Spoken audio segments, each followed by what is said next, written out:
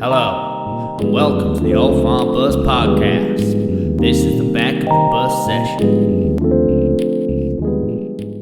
Hello and welcome to the Old Farm Bus Back of the Bus Sessions Part 2. We've had such a good response for this, we've decided to do a three-parter. All I'm going to say to you is remember what you are, a beautiful set of buggers. So be nice to one another, enjoy your new year, it's going to be fabulous. See you soon.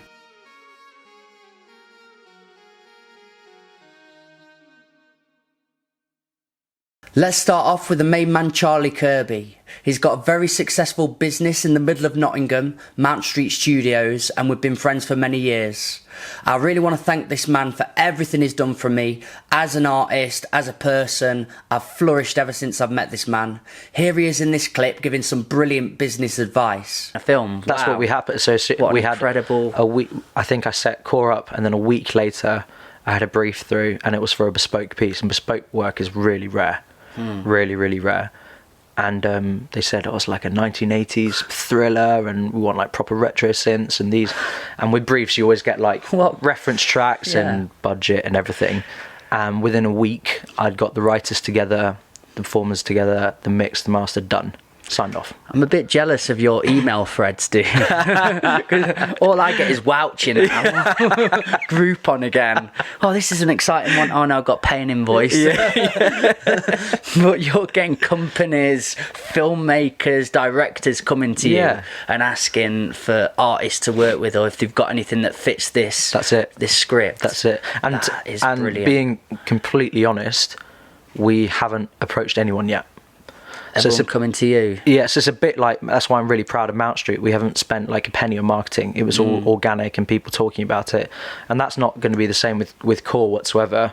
With the publishing side of things is I'm collating really high quality material for the catalogue to then go, okay, once I'm happy and we've like covered a lot of genres, then I can go to all the supervisors and the digital marketing agencies that I know and go, right, we're ready now. And I hate doing things as like a half-assed way. I'd rather not get any work in and build something and invest time and into the catalogue, and then go, bang, this is what we've got. And then they go like, whoa, where's all this music come from? And this works and this works.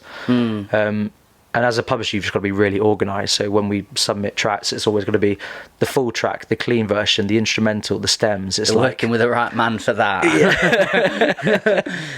It's like a part of you, isn't it, to be very structured? Is it? Do you know, even as a kid, like your toy shelf. Was it that way? Did you make sure everything actually wasn't next to each other colour? No, not at all. No, it wasn't like that. I was really messy. Just wondered if that was part of you. No, always, I think from doing Mount Street and now just being a businessman. Is it from making mistakes as well? Because I've done it with videos before where I've just flung them all into a folder. And then you look at it when I need this work tomorrow, mate. And then you go, oh no, where is it all? I need to synchronise it, put it together. So is it from making mistakes in the past where you've not been organised enough? Yeah, organisation's number one, 100%. And then like with the catalogue, metadata is huge in the publishing world. So like when you are putting tracks forward on the catalogue, they want to see like what type of genre it is, who the writers are, is it an easy clear, is it a one stop, all these different terminology that you have to learn. And as I said, I've just been putting in the work to really just find these people. So speaking to Disney and people like that, that we can then go, okay, let's build a relationship rather than just going, will you listen to my catalogue? Which is very similar to like an artist sending a message to a label, I guess, isn't it? It's like, will you listen to my song and you're going to make me a superstar? It's like, no, it doesn't work like that. It's just building a relationship with these people and then we can start. A trusting relationship. It's a trusting thing, but also in a way that for us to have that sort of, that our sort of big company working with us, it means that all of the admin, which is the stuff that if it isn't done properly, you're not going to make any money whatsoever. So I've had TPGR in the past. He registered Unrequited Love, which had 75,000 streams, was played on the radio, played in H&M, Zara, didn't register it properly. So royalties wise, we had like nothing coming in. And we laugh about it now, and I was just like, but from like an admin point of view, if I'm then signing like one of your pieces of work, you want to make sure that I'm doing it properly. You want to make sure that it's registered properly, it's in there properly, it's syncing up. I like your story as well, where you went into uni and your first day, everybody get your card out. Oh, that was the worst day for like as students. We're like, just spanked 200 quid on my student loan in the pub last night, and then this lecturer walks in. Don't even know his name. He could have been Joe Bloggs for all we know. Could have been to his account. Literally, yeah. Because walks out. Was out with about 20 grand in his pocket, and it said to about 80 of us, and he was like, "Get your cards out. You're registering on PRS now." And I find that amazing how even in not still, and I'll work with new clients and like of different ages. You get people in their 30s, 18, everything, and they go, "Doesn't DistroKid just do everything for me?" I'm like, where's like the education? And we spoke about this last time. It's the education of, at school, why weren't you taught how to do a tax return? Or what, like the basis of music? Okay, great, you want to do music, fine. You need to understand that it's split into two, and your distributor doesn't do everything for you and stuff like that. So them important intricacies. Yeah, literally. Yeah. So that's what, like, I'm very grateful that the writers trust me to look after their work, but the sync side is very much of a bonus. It's never ever sort of guaranteed, and what we focus on as a publisher is pushing them for those opportunities when briefs come in, but the main thing is looking after the works. So you might have no idea now that one of your tracks you did, let's say that track you did with Joey, that might be getting played on some Japanese cartoon show right now, and you have no idea. It's the closest one that's gonna be, isn't it? Let's just take a random pick. But it's our job to go, okay, well, that hasn't been confirmed, or we haven't given permission to use that. So yeah, we're sort of looking after the works for them. But as the biggest thing is obviously trying to, when money is being generated from royalties stuff like that, we can bring it in a lot quicker through the sort of setup that we've already created. I just like that you do and always go that extra mile, and you've done the thinking, you've done the background, you've done the research, and you're trying to help artists just develop in all aspects and all areas of it, because what they truthfully do want is their songs to be spread as far and wide as possible. But they don't want to do all the workings out, and that is why they just get DistroKid. Oh, that's easy. You just click all these buttons and it pings it out to wherever. Exactly. There's loads of label friends here. I'm going to just go in all the DMs. But like you perfectly said, it could be the greatest song of all time. Yeah. It's probably not going to get listened to, a lot of it, because they get so many influxes of inboxes every day saying, will you listen to this, will you listen to this? They just have to swing it aside and go, I can't keep listening to all these because they're not fitting what I need. I mean, it will get overlooked and missed. But working with somebody that they go, right, they always bring us the parcel, bring us exactly what we need. It makes total sense why you'd exist and why it's so important and integral to work with people. I think it's like, because I'm getting briefs through in all the time, and they can go, oh, it's not just like, okay, I've signed a piece. Love you, Charlie. Okay, moving on to Emma Issac, the most colourful guest we've had on the back of the bus sessions. She's had an adventurous lifestyle with many ups and downs. Really want people to check out this podcast. I love it. Here we're discussing some deep mental health truths. And we have to remember our cup can't just be full all the time. We've got to keep topping it up ourselves. It's no one else's job. So we have to dig deep into, what is it I'm missing right now? And meaningful conversations, like you said. And just think, when you see young kid, because you were a kid, on a plane, you will want to do the same for them. Because you'll be so excited for them. But yeah, those exercises are really important. But gratefulness. So when you do slip, because we all have dark days, the quickest way to get back into a good headspace is being grateful. Do you know it's physically impossible for your brain to be grateful and be negative at the same time? Yes. And it's just the quickest exercise, isn't it? And I do it with my kids now. We're in bedtime, 5 things we're grateful for, and it's just quite a quick changing. Where was it you heard that, of finding gratitude? I've read a lot of books. So when I did have my breakdown when I was 27, there's something about being 27, isn't there? just hit it, so... Oh, right, sorry. Here we go. You're a lot more switched on. I took a job that I wasn't ready for. I'd never heard of imposter syndrome. And I was a design manager, and I didn't feel ready for it, for M&S. They all kept saying I was capable, but I didn't feel capable. I think I needed to design a bit longer first, and I came back from backpacking, and they were like, come back, we love what you do, and it was great, and I should be really grateful. But after reading about it now, I don't know if it's from being working class or being a woman, but I felt like I was a fraud and I was going to be found out, and I felt like a fake. And I didn't realise now, maybe because we are all talking about it more and we're learning and we're a bit more humble, or we've become more American. I like that though. I didn't used to, but now I realise, like, oh, I think I am. My real granddad, I'm adopted. Oh, I've got it all, guys. We're going to go there, honestly. It's from New York, and so I must have an American street. Obviously I have. But there's just something about us always at that time feeling like a fraud. It was very perfection. Now we can be a bit messy and a bit humble, and I don't know if that's social media. There's just something wonderful about the time now that we can talk about depression, we can talk about our struggles, but back then it was, no, we're perfect, and you know, and it was so dangerous, so damaging. I completely agree. I mean, we said a word before the podcast, and it was that nuance element, and bringing in the grey of life, or the both sides, not speaking in absolutes, and allowing balance. Because I completely agree with you. I sometimes think as well, though, that over stimulating it, and it can perpetuate it. If you only talk mental health side of things, you go down that path and you become sort of maybe the victim mentality to some degree. But I think it's definitely more acceptable now and approachable to try and conquer your mental health and battle it and understand everyone's got mental health. It's same with brushing your teeth, same with physical activity. You always need to be working on your mind and how you can stimulate that and better it, and understand there's always going to be, from past and how family were raised, knock-on effects and byproducts, and we should always be wanting to be the best version of ourselves.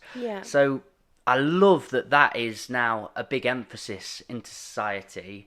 I've just seen in some young people, it has been such a focus that they've become a product of it, if that makes sense. So for me, it's about, like you've said, ownership. It's no one else's job. And when I talk about my family, there's no blame. It's just what happened, and I love them all dearly, and people are just human. And I think a lot of people grow up blaming their family, blaming their parents, blah, blah, blah, till they are a parent and they realise people just doing the best they can. Always. That's such a good attitude. But it's true. And when we see people as human, it knocks down barriers and it takes ownership on me. If I'm having a bad day, it's my job to sort it out. And like you've just said, I call it gardening. If we don't garden every day, the weeds show up. If I don't listen to the music, work out, we're both big on working out, aren't we? Eat the right food. I didn't drink water the last few days and I've just been a bit mardy. I just need to drink some more water. But I can laugh about it now because it's like ridiculous. But it's, putting that ownership on yourself. No blame mentality. I mean, of course there's awful things happen to people. But, you know, we can't control what happens to us, but we can control how we react. And then that gives you a power, doesn't it? Yeah, it really does. You feel like a very strong empath. You exude this wisdom. Powerful words, Emma. Okay, Mollie Ralph, what a gorgeous human soul this person is. Far too many talents to mention. Appreciate everything this person is about. Entirely self-sufficient. She's her own entity. Does her thing. And it's great to see. Here we talk about the music scene. And it's not a competition. London was a bit cutthroat for me as well. Yeah, I haven't actually performed in London. Wow. Yet, hopefully. You will. Hopefully I will. You will be soon, won't you? Announced it here. But I think what's important is seeing these other musicians not as your competitor. Yeah. That's what you could both make it whatever. It's just actually appreciating each other and supporting each other, because you not supporting them isn't going to progress your career any further. And I think there is a bit of this like throw 'em under the bus attitude sometimes, which I get it, because we all want to get there, and it's our passion. We'd love to do it as a career or whatever, but it's just, you just gotta be logical about it, and Do you have like flows of different like waves of really wanting it, and then coming back round and being like, oh no, I'm gonna relax, and then really wanting it? Does it go like that? I'm just as guilty of it, I get, like we were saying earlier, I get envious. I see something someone's creating, I'm thinking, oh my god, I want to do that. And for me, it just inspires me further. And but I'll still support them, because what they're doing is amazing, and it's progressing me further. And I think that's forgotten about a lot. It's a good attitude and envy is a great part of life. Like you say, it makes you want to excel, makes you want to do better for yourself. Definitely. And if you channel it right, it becomes a beautiful tool. But if you turn it to jealousy and repress it, it starts to become like really toxic. Well, and then you're just going to be bitter. It comes out in people. I see them like nagging each other online. I really am a silent observer. I look back, I'm like, are you lot mad? That's it. And it's unnecessary, really, because it's only going to hurt you. Especially from what we were talking about earlier, about how different music is, like how like universal it can be, and other. It's so subjective. And that's the thing. To be in such a beautiful art form, and to be a part of something extra. To get into them competitive fields, it just doesn't. It seems redundant. Yeah, exactly. It's unnecessary. It doesn't make sense, yeah. So when did you realise you were sick? When did you get to the point where you're like, oh shit, I'm not too bad? I don't know. I don't know. How do you word this without? I mean, I think I did throw a bit of a question at you there, but you know what I meant by. For me, it was just, God, I am enjoying this, and people are enjoying it. Yeah. And I mean, I guess it was after, because when I sold out my EP launch at Rough Trade for my first EP, wow, that was cool, because that was the first real band gig, and everything, when you're acoustic, you can't express how you want your music to sound at live gigs. So actually having these people there to support you and to actually bring your sound to life, that was incredible. And I was sat there like, damn, this is happening. Cool. Catch you soon, Mollie. Okay, Zohab Z Khan, the main man, the Australian Poetry Slam champion. Love this guy to bits. We had him down here to teach the youths of Ripley, and beforehand I had the honour of doing a podcast with him. I think this man is everything we need right now in the world. Wise, kind, loving, compassionate, respectful. I'll just keep going on. Listen here to a beautiful Punjabi poem. How, within your poetry, to educate people through it, but also I think an important element of poetry is keeping people on board and including them on the ride. How do you find that balance of telling the story and talking about your roots, but making people empathic and understand it, and through their story? Does that make sense? How do you do that? I juggle. Sometimes there's lines of poetry that are just for me, and only I know the meaning of the line. You add enough rhythm and rhyme and poetic devices in, they'll still like it. They'll still like the sound. So you give them a line. Have a line for yourself. Have a line for your audience. Have a line for your reader. For example, one of my poems that I've translated from Punjabi, that I've written an original English version of it, and I've tweaked with the Punjabi. But the Bulle Shah poem originally is about the concept of Wahdat al-Wajud, which is this idea of, translates loosely to the unity of existence. So he followed this particular Sufi ideal that we're all one, very, very hippie, very like, we're all one. You and I are one and the same. You and the table, we're all just like, and like you say this to a mainstream Muslim, they're not big fans, all right? They're like, oh, okay, that sounds a little bit... That's shirk, as it's known. And the poem that I've translated that's what he's aiming at. So he's saying he wants to go to a place where he's absolutely dissolved into the world, his ego's gone, and it's done. Whereas I've translated that to a concept of home. So let me go home. So for me, that poem is about let me dissolve my ego and get back into the earth. Whereas when the listener is listening to it, it's like, oh, he just wants to go home. He wants to go to this warm, fuzzy place. Would you like to hear it? Just the snippet? I would. I'd love to hear it. Here's the snippet, just the Punjabi and then the direct translation as I put it. Chal buliya si hote chaliye jithe sare anne. Chal buliya si hote chaliye jithe sare apne. Jithe koi zaat na puche na koi sanu manne. Chal buliya chal gar chal, chal buliya chal gar chal, chal buliya chal. Let me go. Let me go to where they are all mine. Let me go to where they are all blind. Let me go to where they do not ask of my last name nor lineage. Let me go to where they do not know me. Let me go.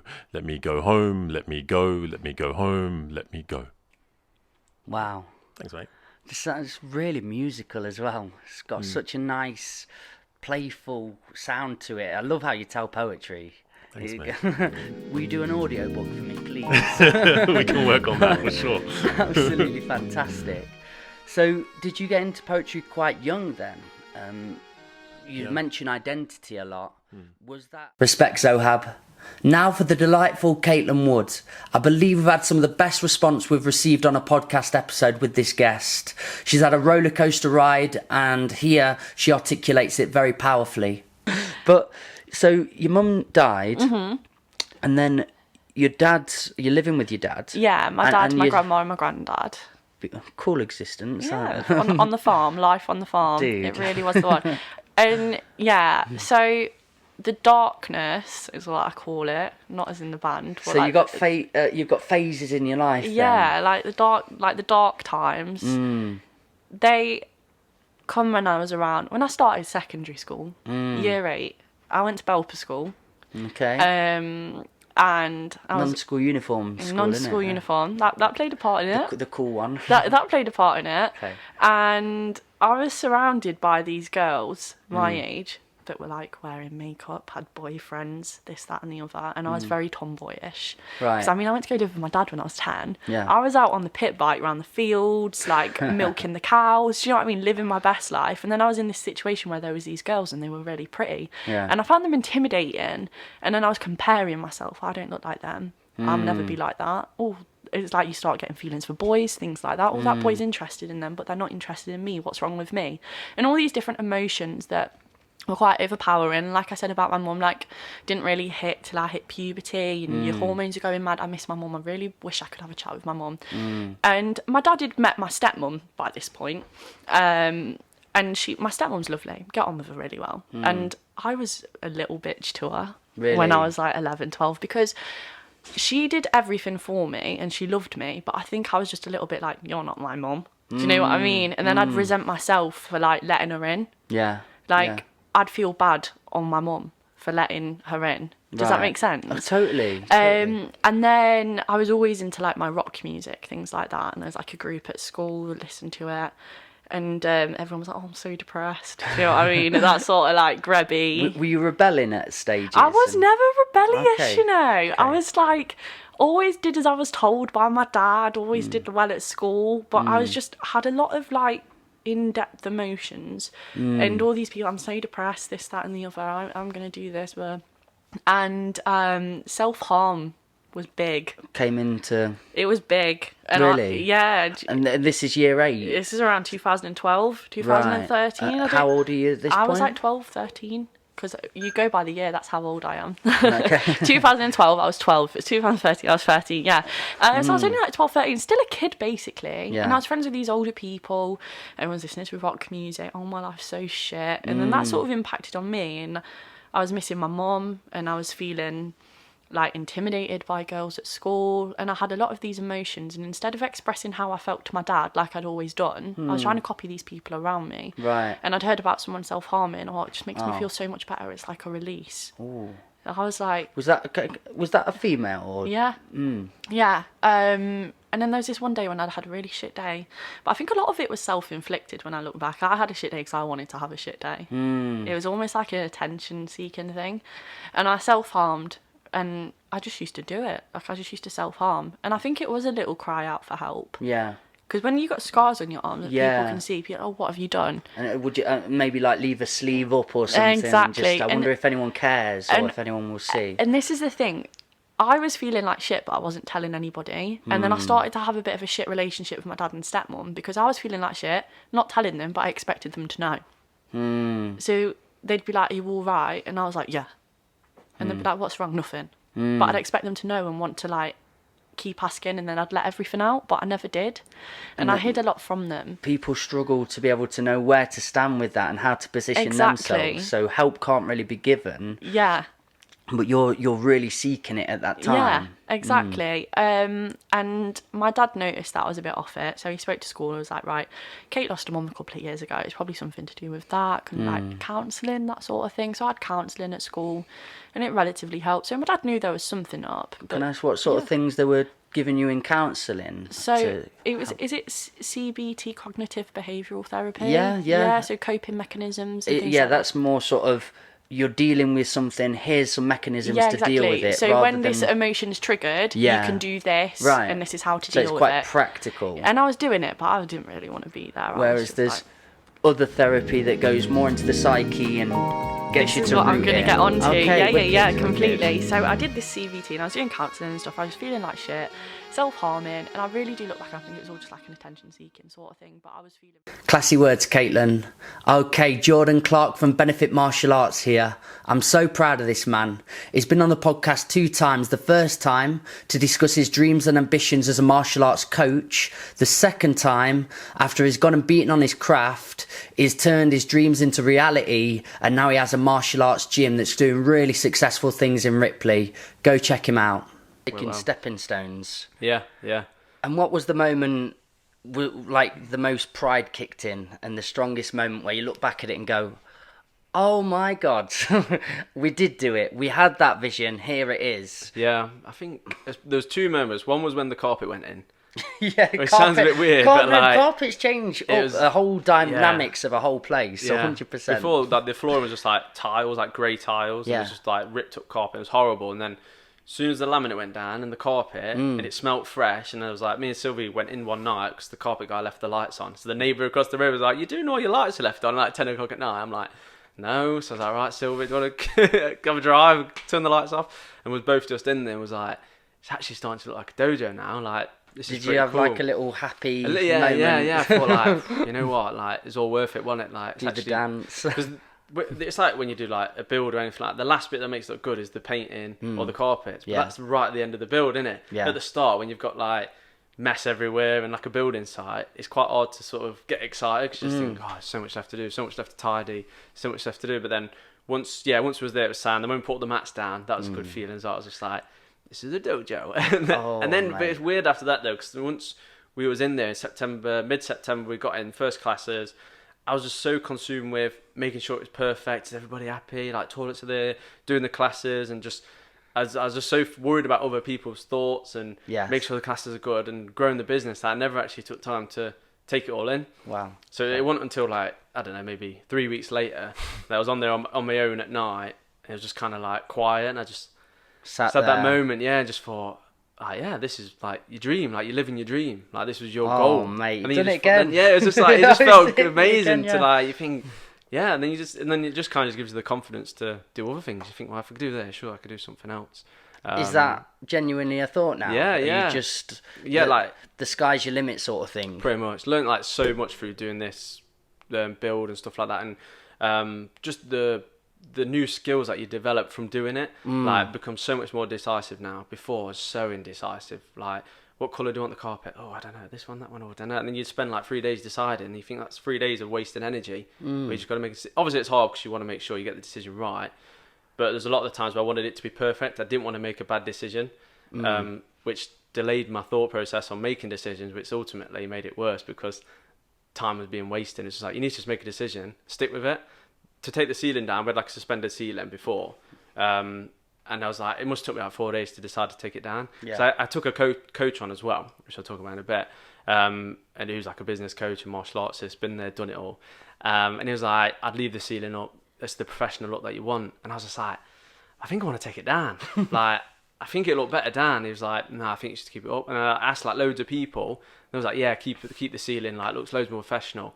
And I was just looking for that one person to agree with me. And then I found one. I think it was the painter. He was like, yeah, I'd take it down. I think it'd look better. I thought, Sam, we're taking it down. Why has it just took me for one other person to agree with me to do it? Whereas one just saying, you know what, I want the ceiling down. I'm doing it. If it looks terrible, it looks terrible. We'll just put the ceiling back up again. You already had your answer in mind. Yeah, pretty much, yeah. There's so many that. times where like, you know what you want, but you don't dare commit to it.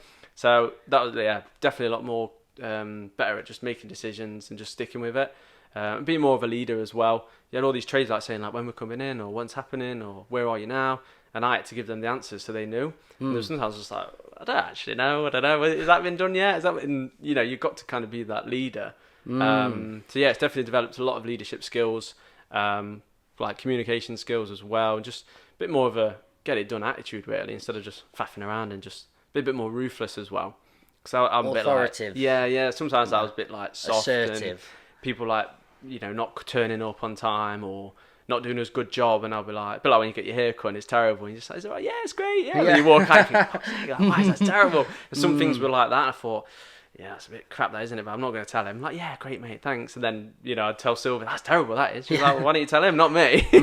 But I just like didn't want to have that conflict, whereas now I'm a bit better at sort of accepting there needs to be conflict sometimes to resolve things. And it doesn't have to be to throwing fists and getting angry and fighting one another or shouting. It's just having... That's Benefit Martial Arts there. Okay, a very unexpected journey I went with this next guest, Roro from Project Hoop. We enjoyed it so much, we've ended up doing another podcast spin-off together, the Taster Sessions. If you want to get a taster of our dynamic together, check out this clip here. Not doing my GCSEs. No. I was picked up for one of my... I knew... So I was at my dad's house and my mobile phone was ringing. It's my mum. I'm like, all right, she knows what I'm doing. Just ignore that.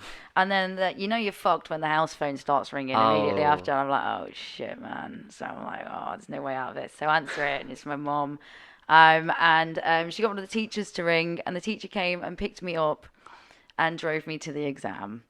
And did I do the exam?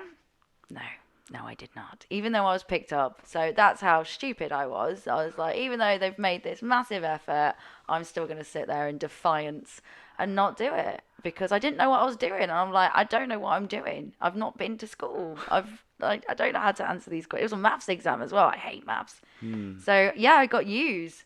And everything? Yeah. Wow. Yeah. Okay. I got fuck all. It was embarrassing. That's a polite way of putting it. Yeah, it was embarrassing. And then you just feel morphic. What does a 16-year-old do at that point? You're 16, 17 at that point, aren't you? 16, yeah. 16.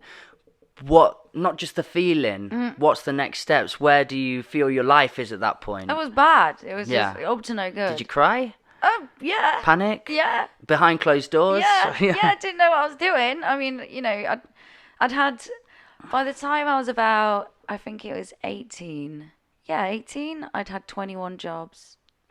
I kid you not. Blimey. And I'd either walked out or been sacked. Was that because of family saying, right, if you're not going to go to school, you're not going to do this, you're going to at least make you've got your to way do in life? something. Yeah. And they're like, what are you going to do? And I'm like, I don't know what I'm doing. Can someone tell me? So you're like, okay, I'll do that. I'll try that. And I'd do it. And I'd be like, it's not for me. It's not for me.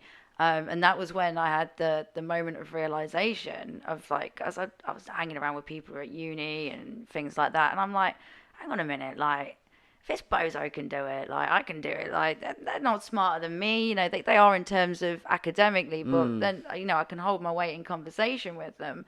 And then the 21 jobs. And it was no, you need to change something. Because otherwise, this is your future. All of these jobs that you're just bouncing around in, these are the things that are on offer. Yeah. Because you ain't got shit. So give me a little rundown on a couple of the jobs then. Oh God, working in bars, catering, worked at a cricket club, working in an electrical shop, working, race courses, shops, more bars, more restaurants. You name it. Not one of them spoke to your soul? No. Not one of them? It was soulless. Why? What Because were you it's experiencing? just not for me. You're just there and you're showing up.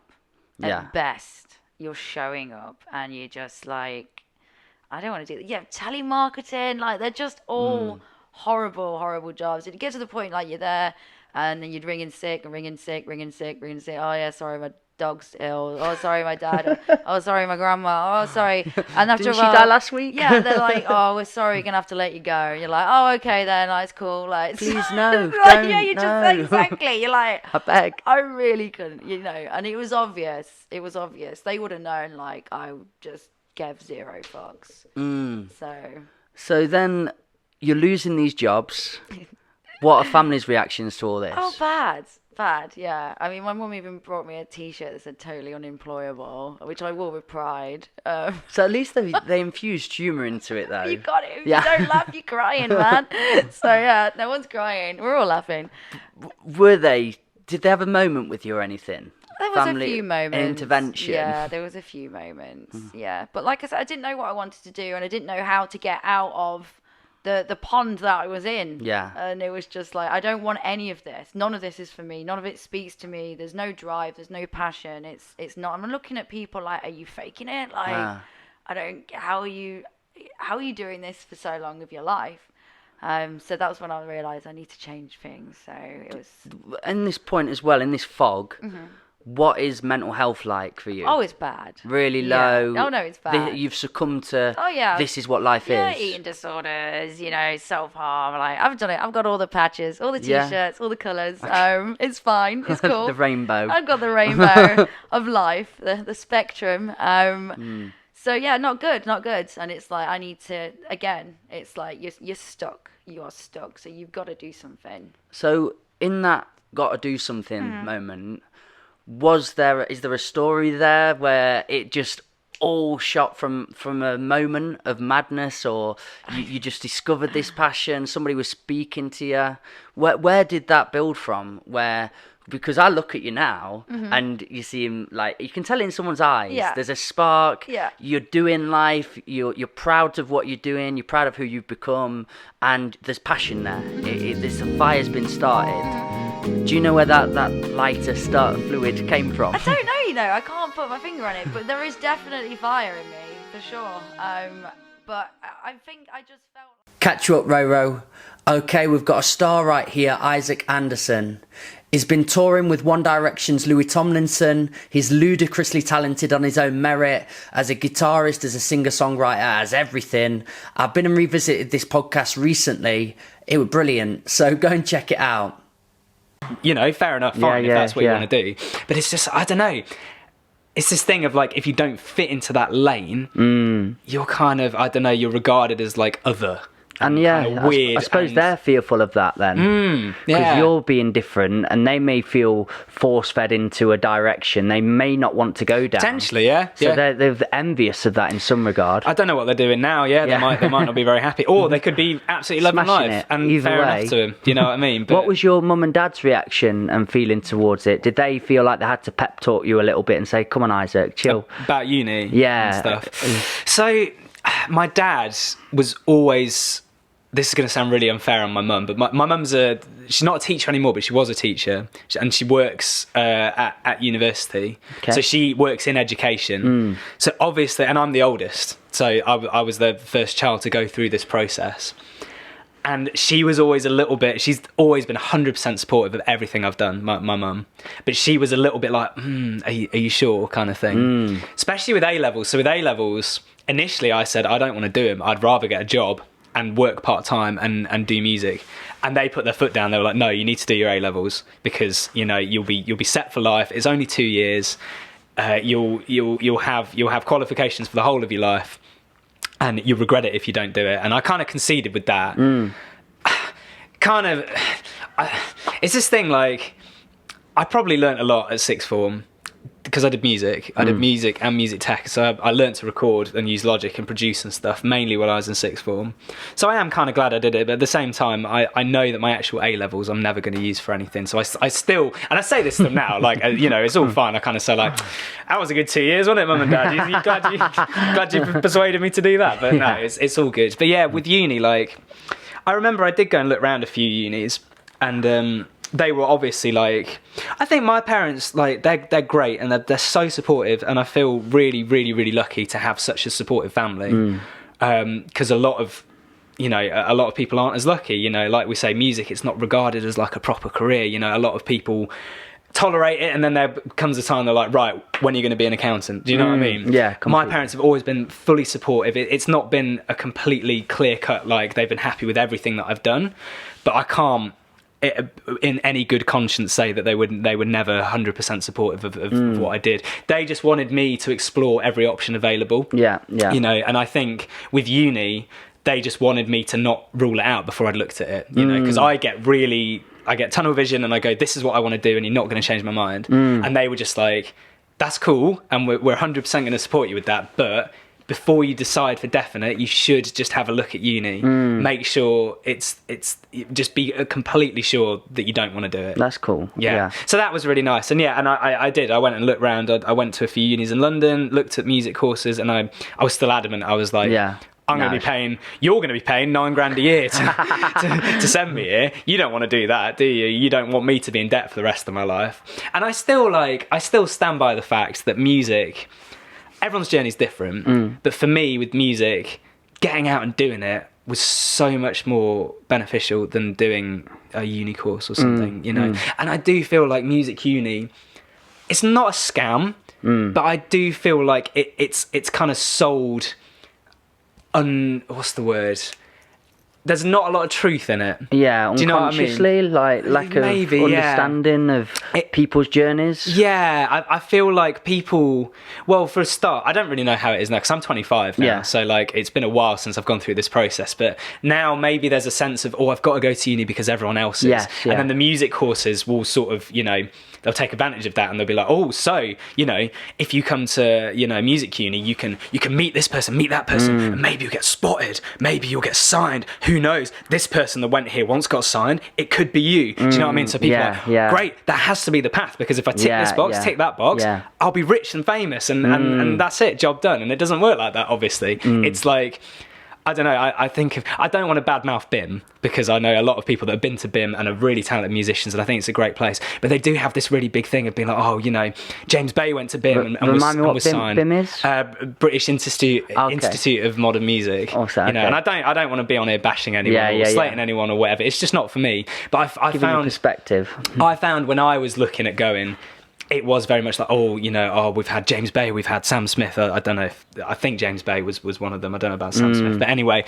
And it's the same with like lots of other music unis, like they'll name drop their ex-students. Yeah. And it's like, it probably did help them, but it wasn't, going to that uni wasn't the defining moment that made them the musician you go into they their are. stories a little bit, and actually they dropped out. Yeah, well, exactly. Uni was the catalyst to actually realise, I don't need this. Exactly. Not to say that's truth. I'm just saying. It'd be interesting if you actually found out their journeys. Yeah, I know what you mean, and it's just like, I feel like young musicians are obviously very impressionable, because there's no set path, is there? You're desperate, aren't you? You're malleable and desperate to achieve. And you're eager, and you want to work hard, and you really want to graft. And I think music unis and courses music courses at unis, they'll kind of be like, it's certified that if you come here, you will, this person did it, so you will too. And do you know many people that have been down that path and then come out of it very confused and lost? The only people I know who are my friends that have been to music unis and music colleges have dropped out.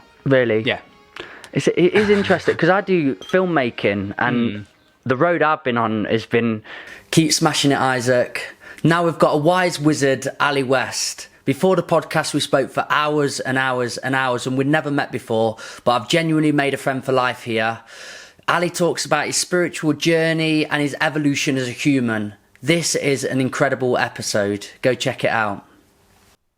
Sometimes you get a sledgehammer taken to it and it'll crack it, but sometimes it's just that slow drip, drip, drip, and it's gonna catch up with you eventually, whether that's a moment where you realise I'm not doing what I'm meant to be doing, or whether you have a breakdown or whatever, it'll come. So yeah, going back to what I said earlier, you've got to do that work. You've got to do it because it's important. I mean, I want to talk about a few of your sledgehammer moments, because I think that's definitely a great part of the podcast. And you did say there's some big moments in your happening of life that has let's hit 'em.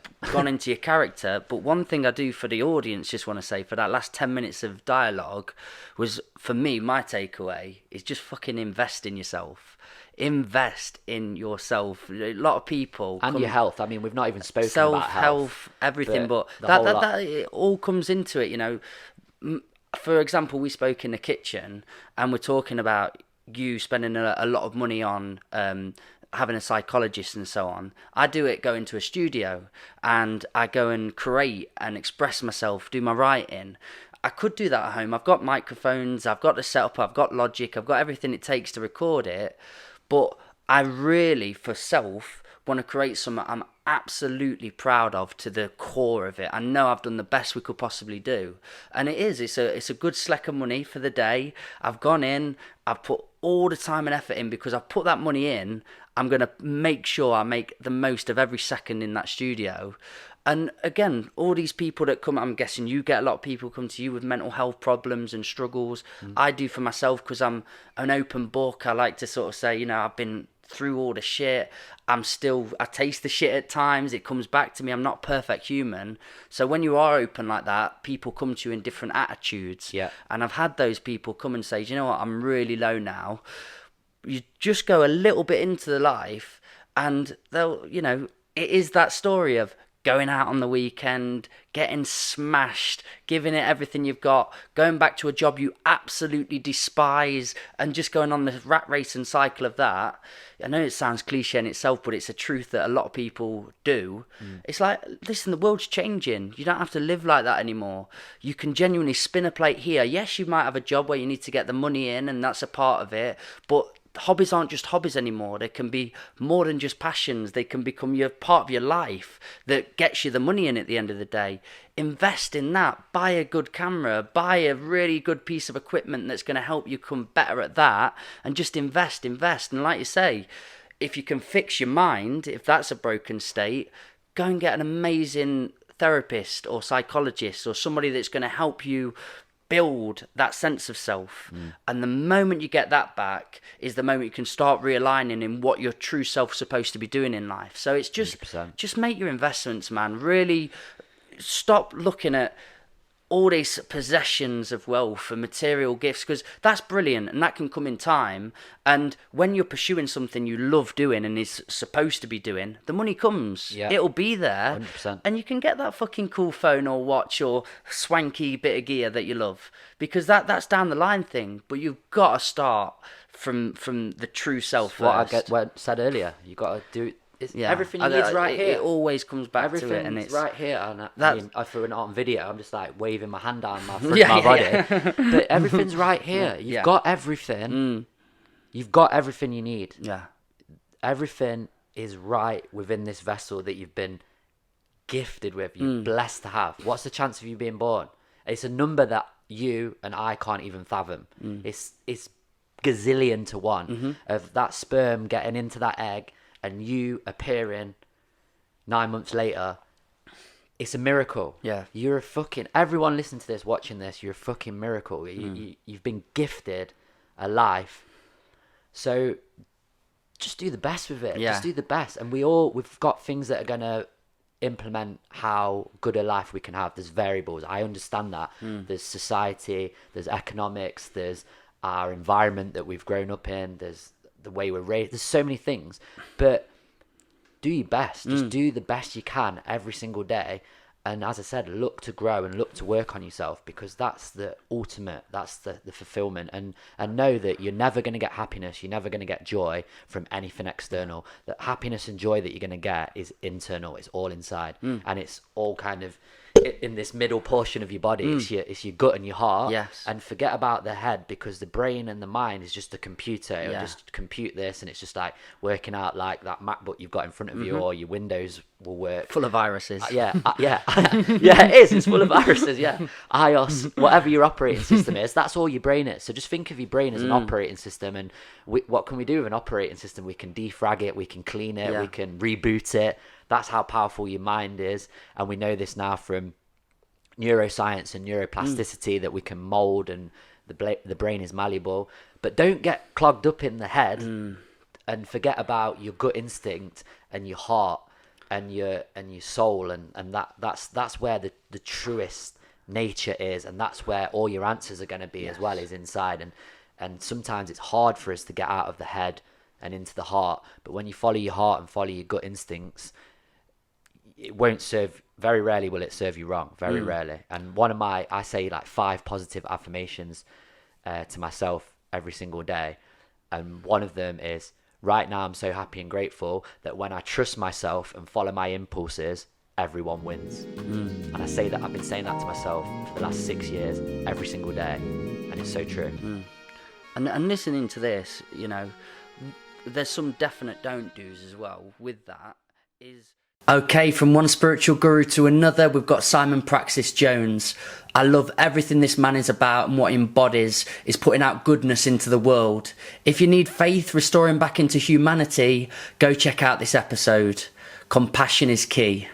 Like I belonged or was accepted or loved by other people and things like this. Yeah. My ego is obviously totally bound up in all of this, but it's totally natural as a result of having insecure attachments. The reason why I've got insecure attachments is because as a 3-year-old, I lost my mother. Yeah. And as a 3-year-old, I didn't understand death. Right. Don't know what death is. All I know is that this woman, who is my universe, who I totally depend upon for all of my nourishment, she's not here anymore. Where is she? She'll be back soon. Yeah? Where is she? Where is she? And then over time, obviously I can't remember what that experience was like. It's deeply repressed. But, you know, I'm aware. Deep subconscious probably. Subconscious shit, man. There's a whole like volcano of emotions that are bound up in this, which as an adult, I still have to untangle at times, to do with things like, I have to sometimes, I've had to work really hard at trying to develop the self-awareness needed. I'm still highly flawed, and I've got a long way to go, of course, you know, I really have, but I'm committed to the path. And it's fascinating and it's important because it affects so many people. Sorry, on that path as well, do you think there is ever an end destination where, I figured it out now, I'm sorted? Or do you think it's just always going to be ongoing, and you're going to have to, a knot might appear and you've just got to like rub it out a little bit and take that knot away?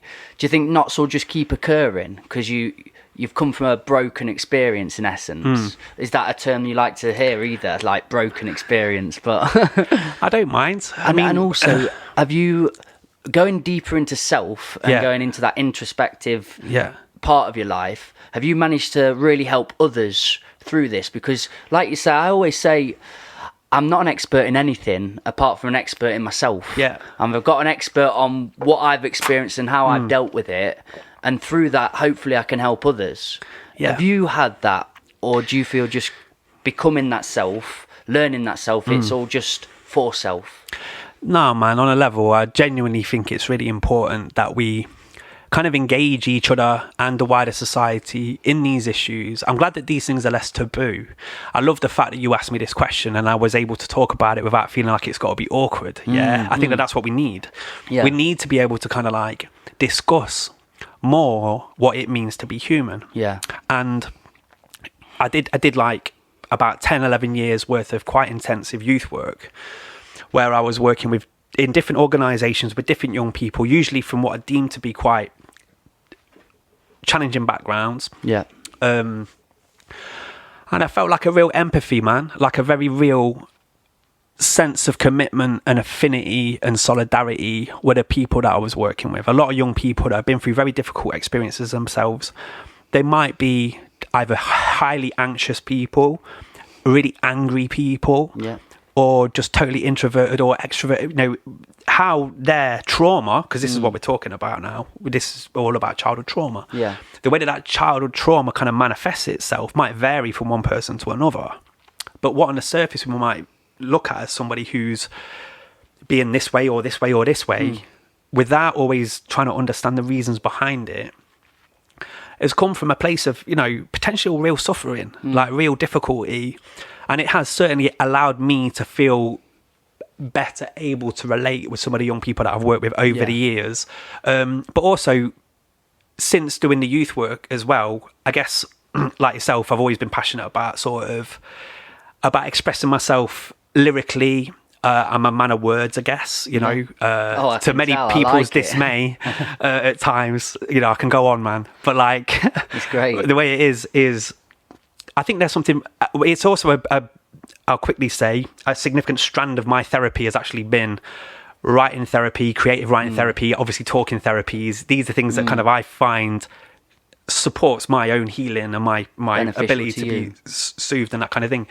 But doing lyric writing workshops for people, really working with young people, try and help them feel that it's okay to talk about the things that they might not usually feel it's okay to talk about, whatever that is, their pain, their anger, their hatred, their love, whatever feelings that they're experiencing, by them being able to be given permission to actually kind of like experiment with expressing those feelings. The more aware that they'll be able to become, the more in control that they'll be able to become, the more that they'll be able to identify things as they're happening and kind of like make better decisions, I guess, and have more self-love, self-compassion, self-understanding, and for others too. Do you know what I mean? The more that we can understand about ourselves, potentially, the easier it is to understand others. You know what I mean? I've been struggling with various things this year.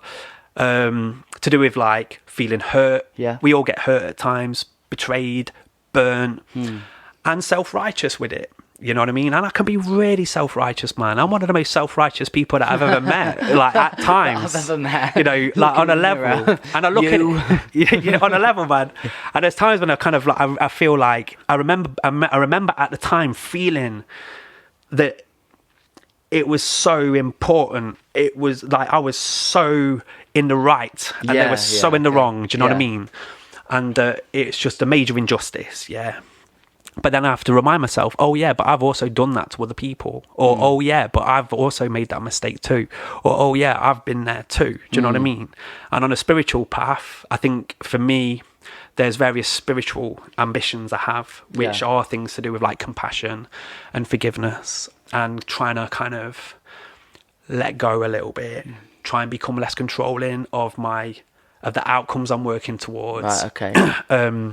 Trying to have like less high expectations of the people that I spend time with or whatever it is. There's various flaws that I've got as a human being that are bound up in some of these experiences. There's a really interesting thing about when somebody's had their world rocked at a very young age and they've suffered as a result of that fact. So they might have like had to experience great trauma because something changed rapidly, like unexpectedly in their world, like their mother just disappeared. They didn't understand death, so that was to quick wrap that point up. Like, you don't understand death, so as far as you are concerned, she's just gone and she's not come back.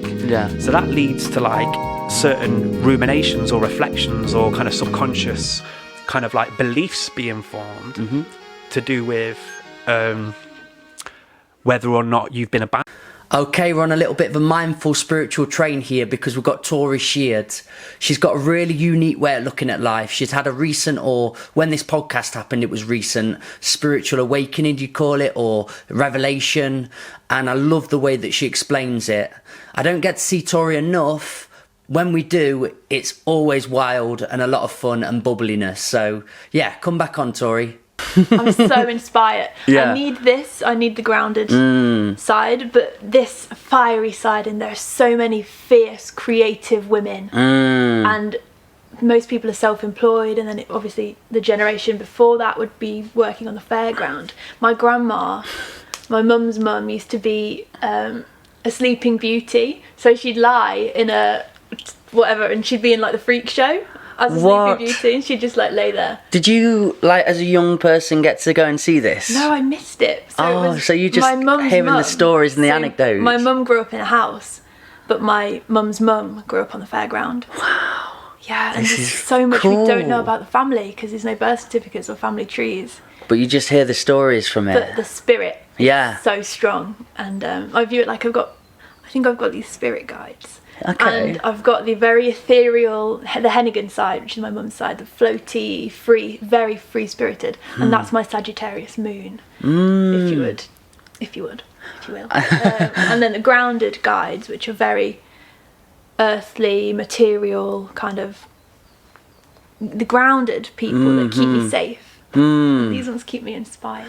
So, and you had no feelings or thoughts of this before lockdown? Is this quite new that you're actually aware of these energies and spirits in your life? Yeah. And it's made you become quite understanding of the person you are and why the way they are. Yeah. Do you think it's important for people to know their roots then? And particularly star signs, I'm very new to it.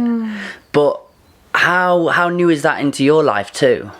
Do you mean astrology or do you mean astrology? Yeah. What's the difference? You are talking to a novice here, so you can tell me anything astrology. I don't know enough to be able to talk about it, but I started learning how to read birth charts.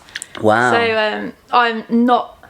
I don't know. I'm no. Because you mentioned a few things in that. You said about energies. Yeah. And then you said about Sagittarius.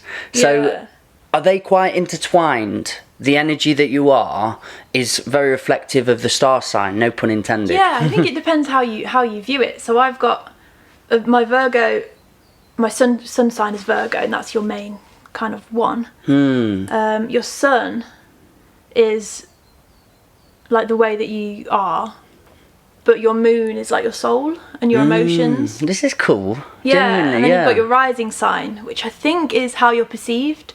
Oh. So my sun and rising are Virgo, but then my moon, my soul, is Sagittarius. So I've got the very logical Virgo and the very free-spirited, kind of more wild Sagittarius. So I'm kind of honing in on that balance, and it just really matches the two sides of my family. I don't know how that links or... Where were you spending predominantly most of your time as a child? Was it with the grounded side or the wild-fired side? Grounded, probably, because it was just very normal. Normal school, normal neighbourhood, very safe, very privileged, very sensible. I was very sensible. And I've always had the creative side, but I've never fully embraced the more wild side until recently. Because something has clicked. That's so exciting. Yeah.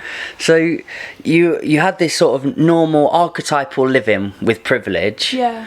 You're 21. Yeah. So is it literally in your 20s that you've discovered this fiery side or the wild magical side?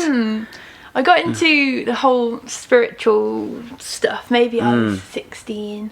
And my friend came into school one day and she told me about the astral planes. Dude, I love stuff. I really do love things like this, yeah. And she told me to watch this YouTube video. It was Koi Fresco, if you know him, or his name's Vishuddha Das now. And it was just like a YouTube rabbit hole.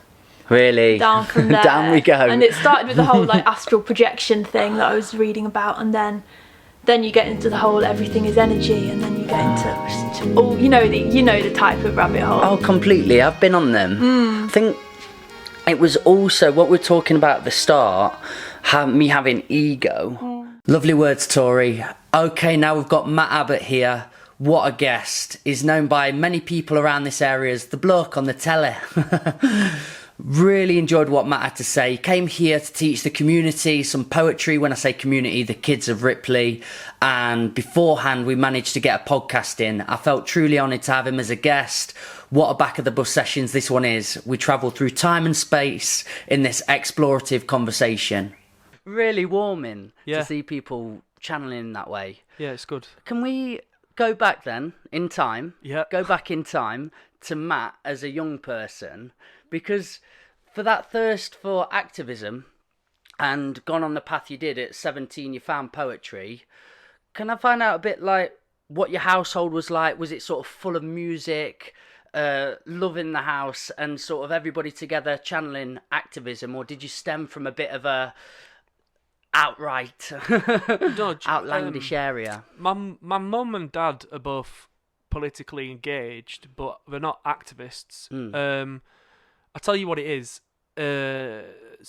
Basically, I come from a very loving household. I'm very, very fortunate. I had a very nice upbringing. Like I can't, when I was 16, I started studying government and politics at A level, and like the thing is with me, I always wear my heart on my sleeve, and I like to be very outspoken and I'm very passionate, and it's sort of like all or nothing. So like, I was never satisfied with being a Leeds United fan. I wanted to be the biggest Leeds United fan that Leeds United had ever known. Like, I'd always go to extremes, and so I started studying politics, and my natural inclination, you would think, would be to vote Labour, but at the time, Tony Blair had just won his third term. There was loads of stuff going on in Iraq and Afghanistan, and a lot of people really hated Tony Blair. And so, without the Labour Party as an obvious home, and knowing what the Tories were like, I very foolishly nearly got hoodwinked by the BNP. I actually fell in with the BNP. I never actually went to a meeting. I never went to a rally. I was never face to face with any BNP activists, but I sort of fell for the message that they were sticking up for working class people, that they were a genuine working class voice in Parliament, and they were pushing a lot of issues like renationalising the railway, reforming social care, like a lot of respectable policies, right? And obviously now as an adult I realise how horrific they are / were, but as a 16-year-old who wanted something to latch onto, who liked playing devil's advocate, I sort of allowed myself to believe that they were a legitimate option. Was that sort of conditioning told to you as well, or is it just something you studied down the line and thought, this makes the most sense to me at this time? It's not like I obviously didn't extensively study, because if I did, then I would have realised what they were. The problem is, you go on the website, it doesn't say we hate brown people, we hate black people, we hate gay people. It doesn't say that. It just says like British jobs for British workers, which at the time I thought was a fair enough point. And I basically just got hoodwinked by their respectable headlines. And at the time, Margaret Hodge, who still is a Labour MP, she said that when she was knocking on the door in Barking, 80% of white families admitted that they were tempted by the BNP, and there was loads of stuff that made it look like they were on the rise as a genuine electoral force. Yeah. And so as a 16-year-old, obviously white privilege allowed me to ignore a few things that I shouldn't have ignored, and I nearly fell in with them.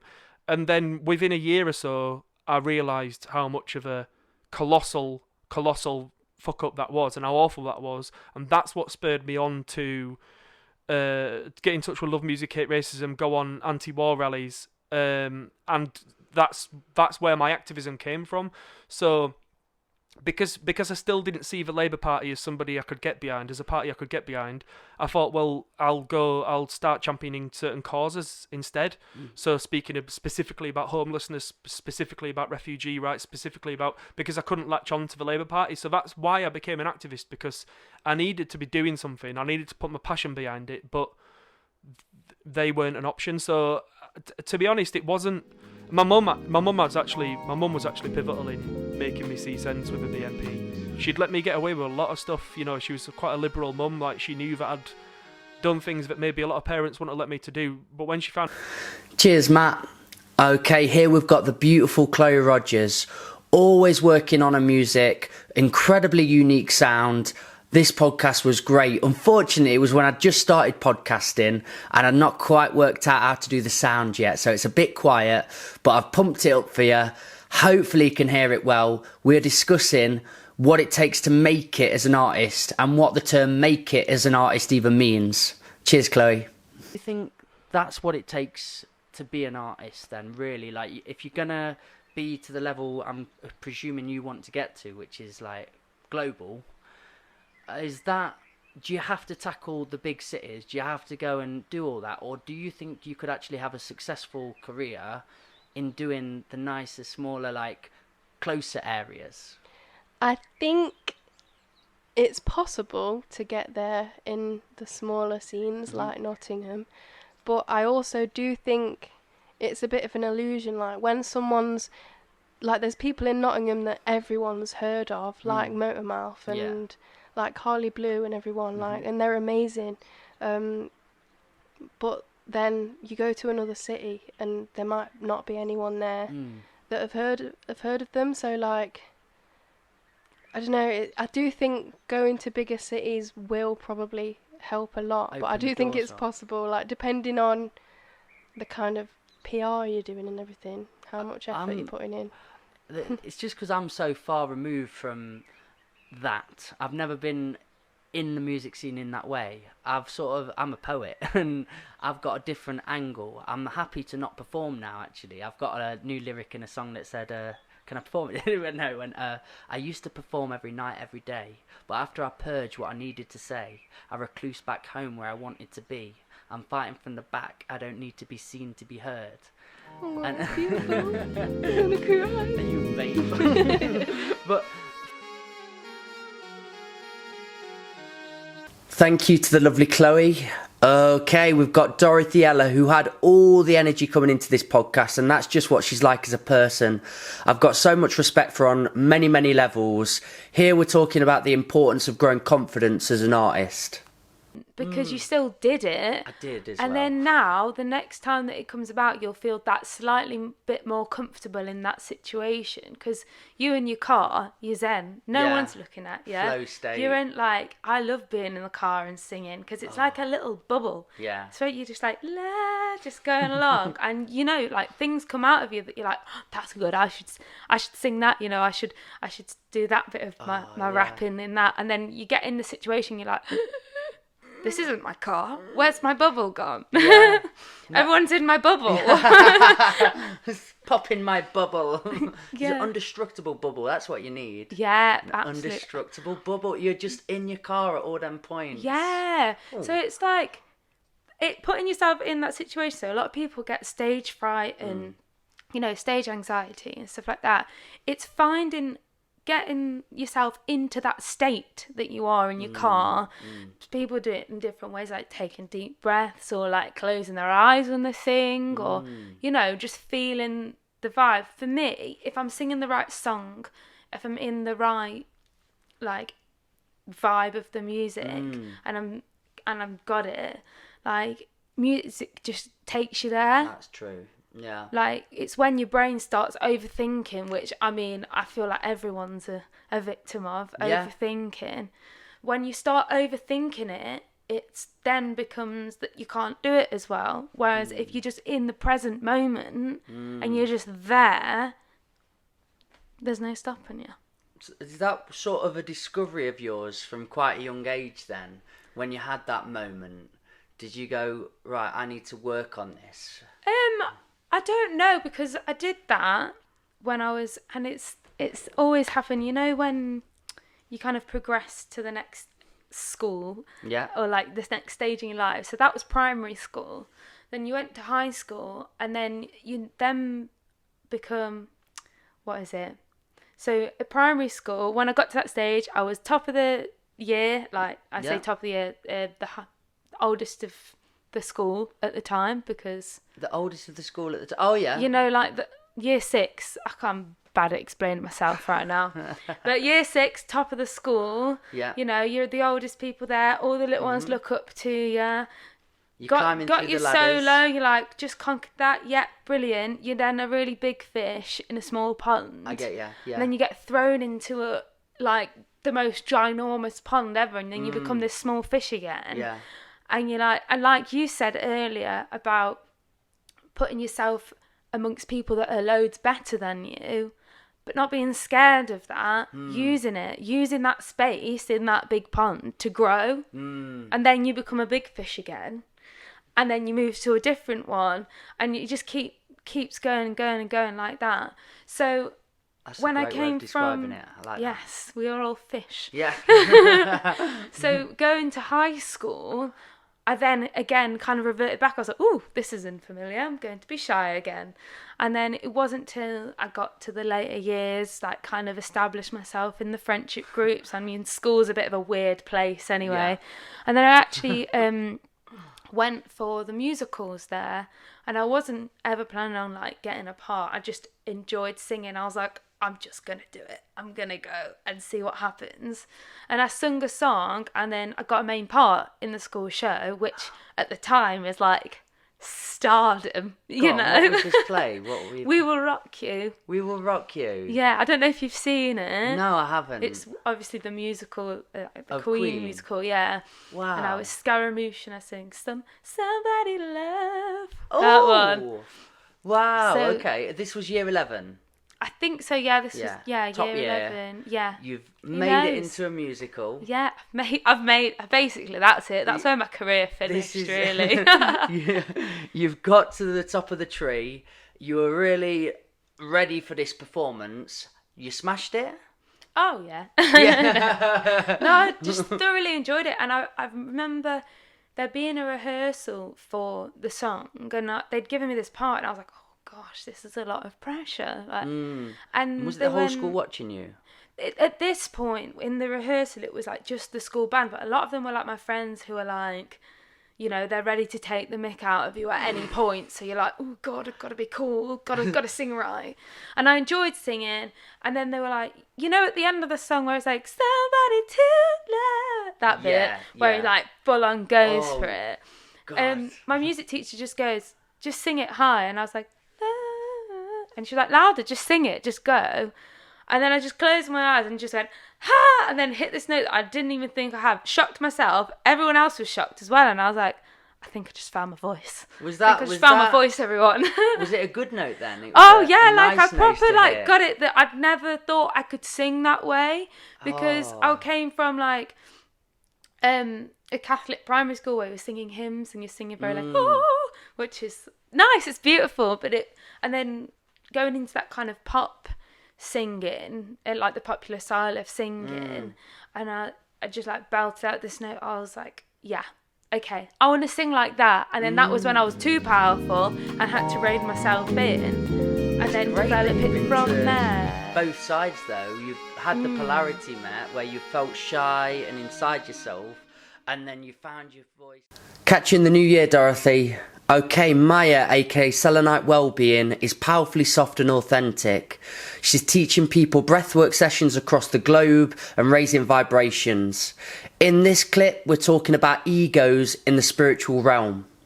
I think, we have to really change the way we look at self-care as well. You know, as at the minute, I feel like it's still, people think it's like a luxury, you know, like it's an indulgence.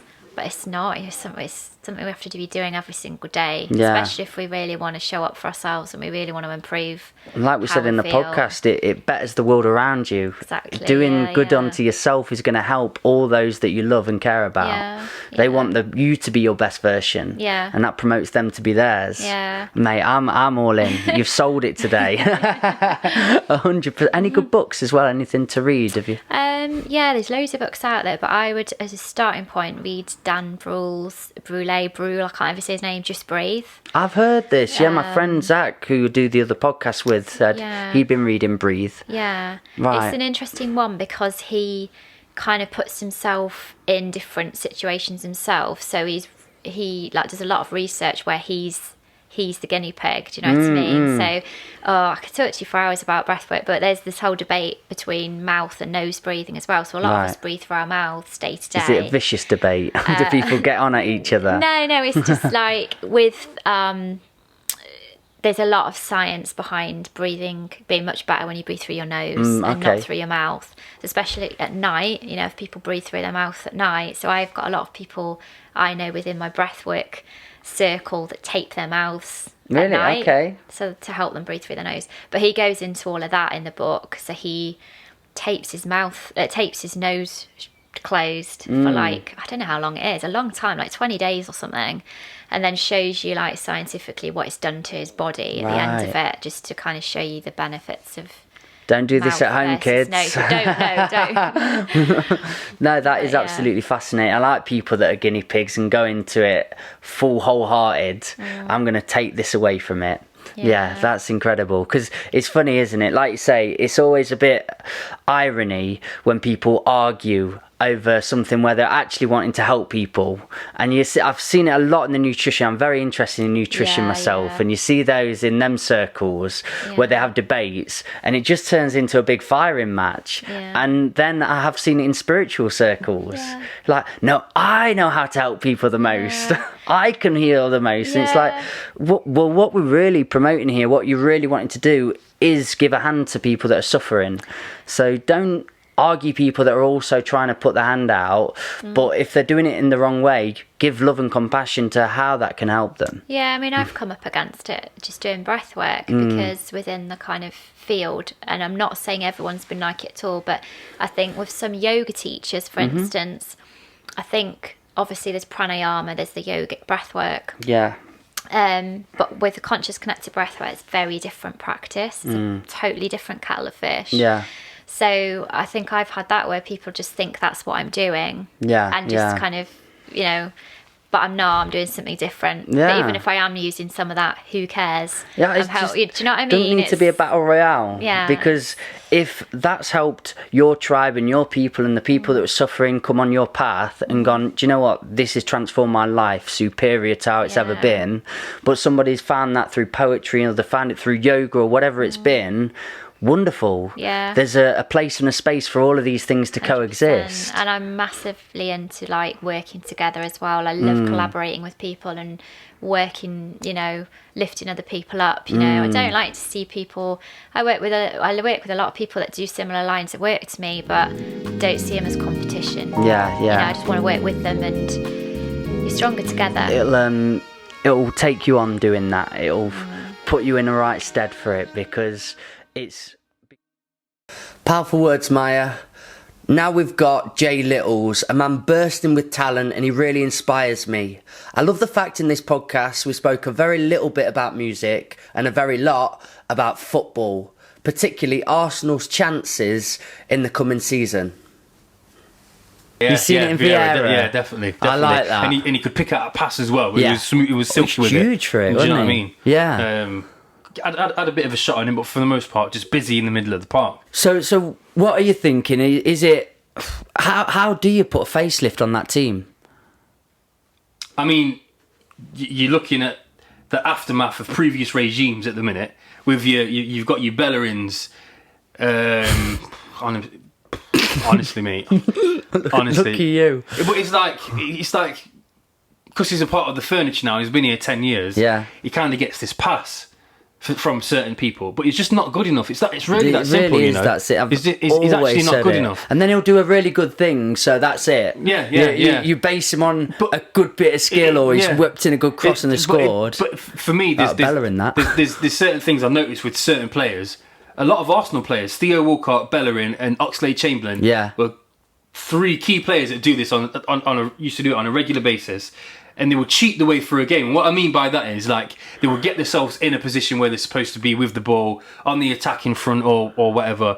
Time and time again, you see Theo Walcott get into the final third, and all he'd do is pass it inside. But that was it's like, I've passed the ball on, I've not actually made a mistake, but I'm not posing that threat that I'm here to pose. So I didn't really score many goals, or he wasn't great at finishing. Any one-on-ones, you'd probably put your money on him to lose. And Bellerin kind of does the same, gets to the byline, knocks it in, might put on a little shitty cross now and then, but he's not strong, don't want to head the ball, and everyone's like, oh, he had a bad injury, but it's like, I mean, the resources you've got to recover from that injury, and you're here now playing, so you're obviously fit, but I just don't think he's good enough. I don't know how we've given Xhaka a new contract. It's not actually a bad thing. Obviously you've seen the display put on for Switzerland in the Euros, but we've been there and done it. It's not worked, has it? So, you know, there's better players that you can bring in. I don't know what's happened to Aubameyang. I don't know.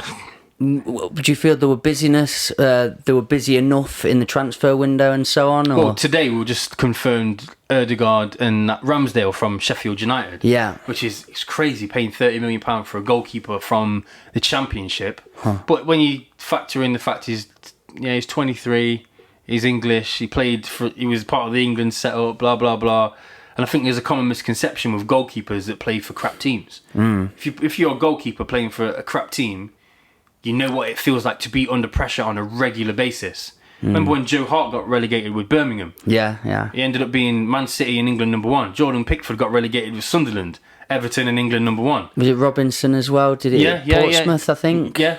Well, yeah. No, David James. That's it. Sorry. Yeah. Do you know what I mean? It's almost like you're getting the most practice, if anything. But you don't lose games because of a goalkeeper, really, do you? That's the last port of call before the goal. Yeah, you know, yeah. If you've got a good finisher, then it doesn't matter who's in goal, really, does it? So, you happy with them 2 signings at the minute then? Yeah? Odegaard, I mean, that should have been done and dusted ages ago. Yeah. Come on loan, it should have been an obligation to buy. Summertime comes, yep, you'll do, see you in a bit. It's good that we've ended up getting him for 30 instead of 50, which is decent. Yeah. But the fact that it's almost like they think that because they spent 30 million on a keeper, that kind of compensates for the lack of movement in and around the transfer window. I mean, should have signed Basuma from Brighton for me. I think he's awesome. Yeah. I think he's an awesome player. And you'd like to think that transfer talks were as simple as someone going into the office and saying, right, Gaffer, I'm ready to leave, blah, blah, blah. You make a couple of phone calls, maybe haggle a bit back and forth, put a meeting in place, have a meeting a couple of weeks down the line, hash everything out. You either stay in or you're going. Yeah. But all this, there's ongoing talks with... What are you talking about? Yeah. What are you talking about, really? I was saying to you before the podcast, I did have Stephen Warnock on the last pod, so we really... Keep smashing it, J Littles. Okay, now we've got a boss of a human, Kane Ashmore. He's the lead singer of Unknown Era. He came on the podcast years and years. He's one of the first guests on the podcast, and the quality of the conversation is brilliant, but the quality of the audio and video, not as good as the conversation. So I can't wait to get you back on. Let's re-record. Let's go down many paths and avenues again. Big love to you, mate. Here we're talking about growing up from hard circumstances. I love listening to you.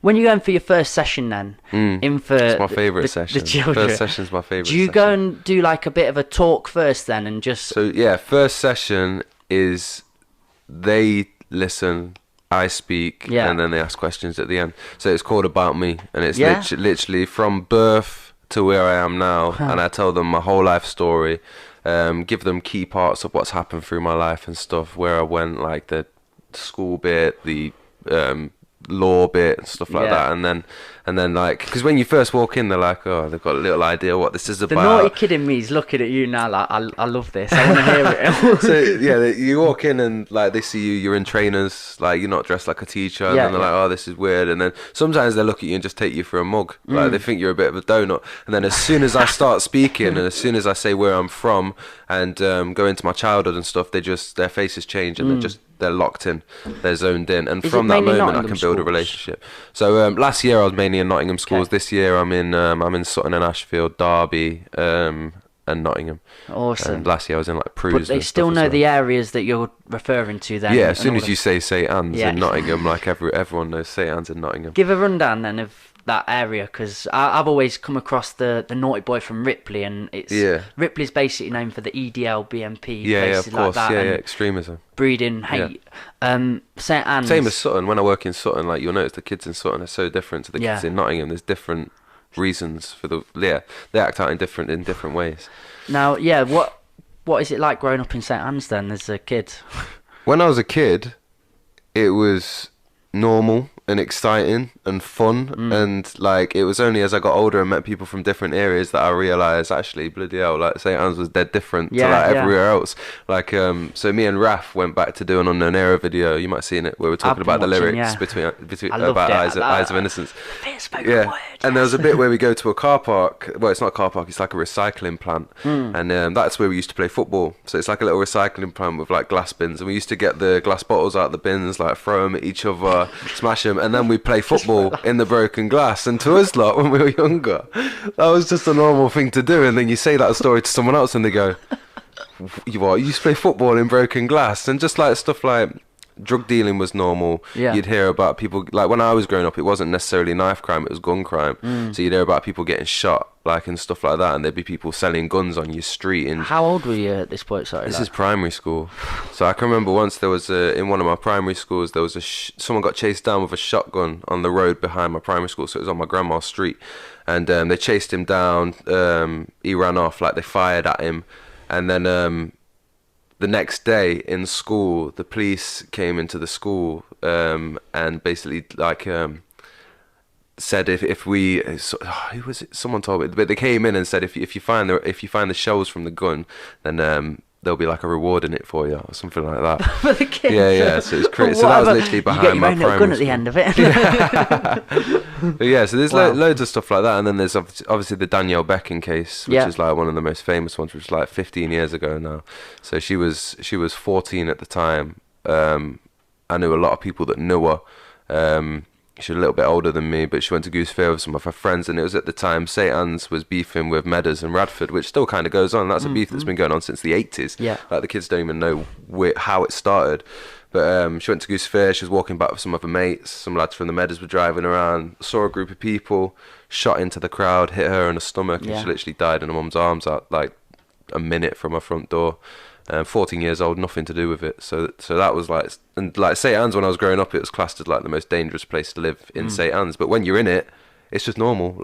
So I never knew that until like I left as I got older and realised, Jesus. It's really dangerous, but also with these areas, like you see on Shameless, but I've also had in Ripley and things like that, like there is a sense of community there. Like that's what I miss about it. Like just going, like speaking to your neighbours, and like going down to the shop and knowing people in the shop, like that you've known since you were a kid, the same shopkeeper, and like just there's a massive community in St Anne's, and I love it for that. Like and everywhere else, like I've lived in Chilwell, Beeston, and no one talks to each other. Like no one knows each other. Like whereas in St Anne's, like when I went back with Raf, like I went back on my street and saw a woman that lives there, and she was like, Kane, I haven't seen you in years. We had a massive catch up, and then you walk down the road and I see a lad that I went to school with, I speak to him, and then you speak to someone else's mum and stuff like that. Like if I walk through St Anne's, I see so many people that I've known for years, or people that you don't even know that you just say hello to because you've seen each other's face crossing in the street.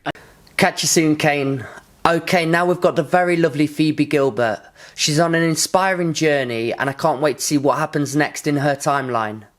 She had to deal with grief early on in life, and here we talk about loss and losing somebody close to you as a young person. Yeah.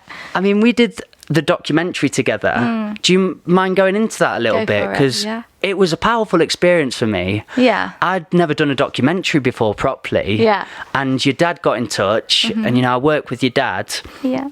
And I was very nervous for it, and especially when I found out what it was going to be about, because I know how close it is to your family and to yourselves, and I wanted to do a good job of it, to be honest. You did. You aced it. So I think we all did. It was a gallant team effort. Yeah, definitely.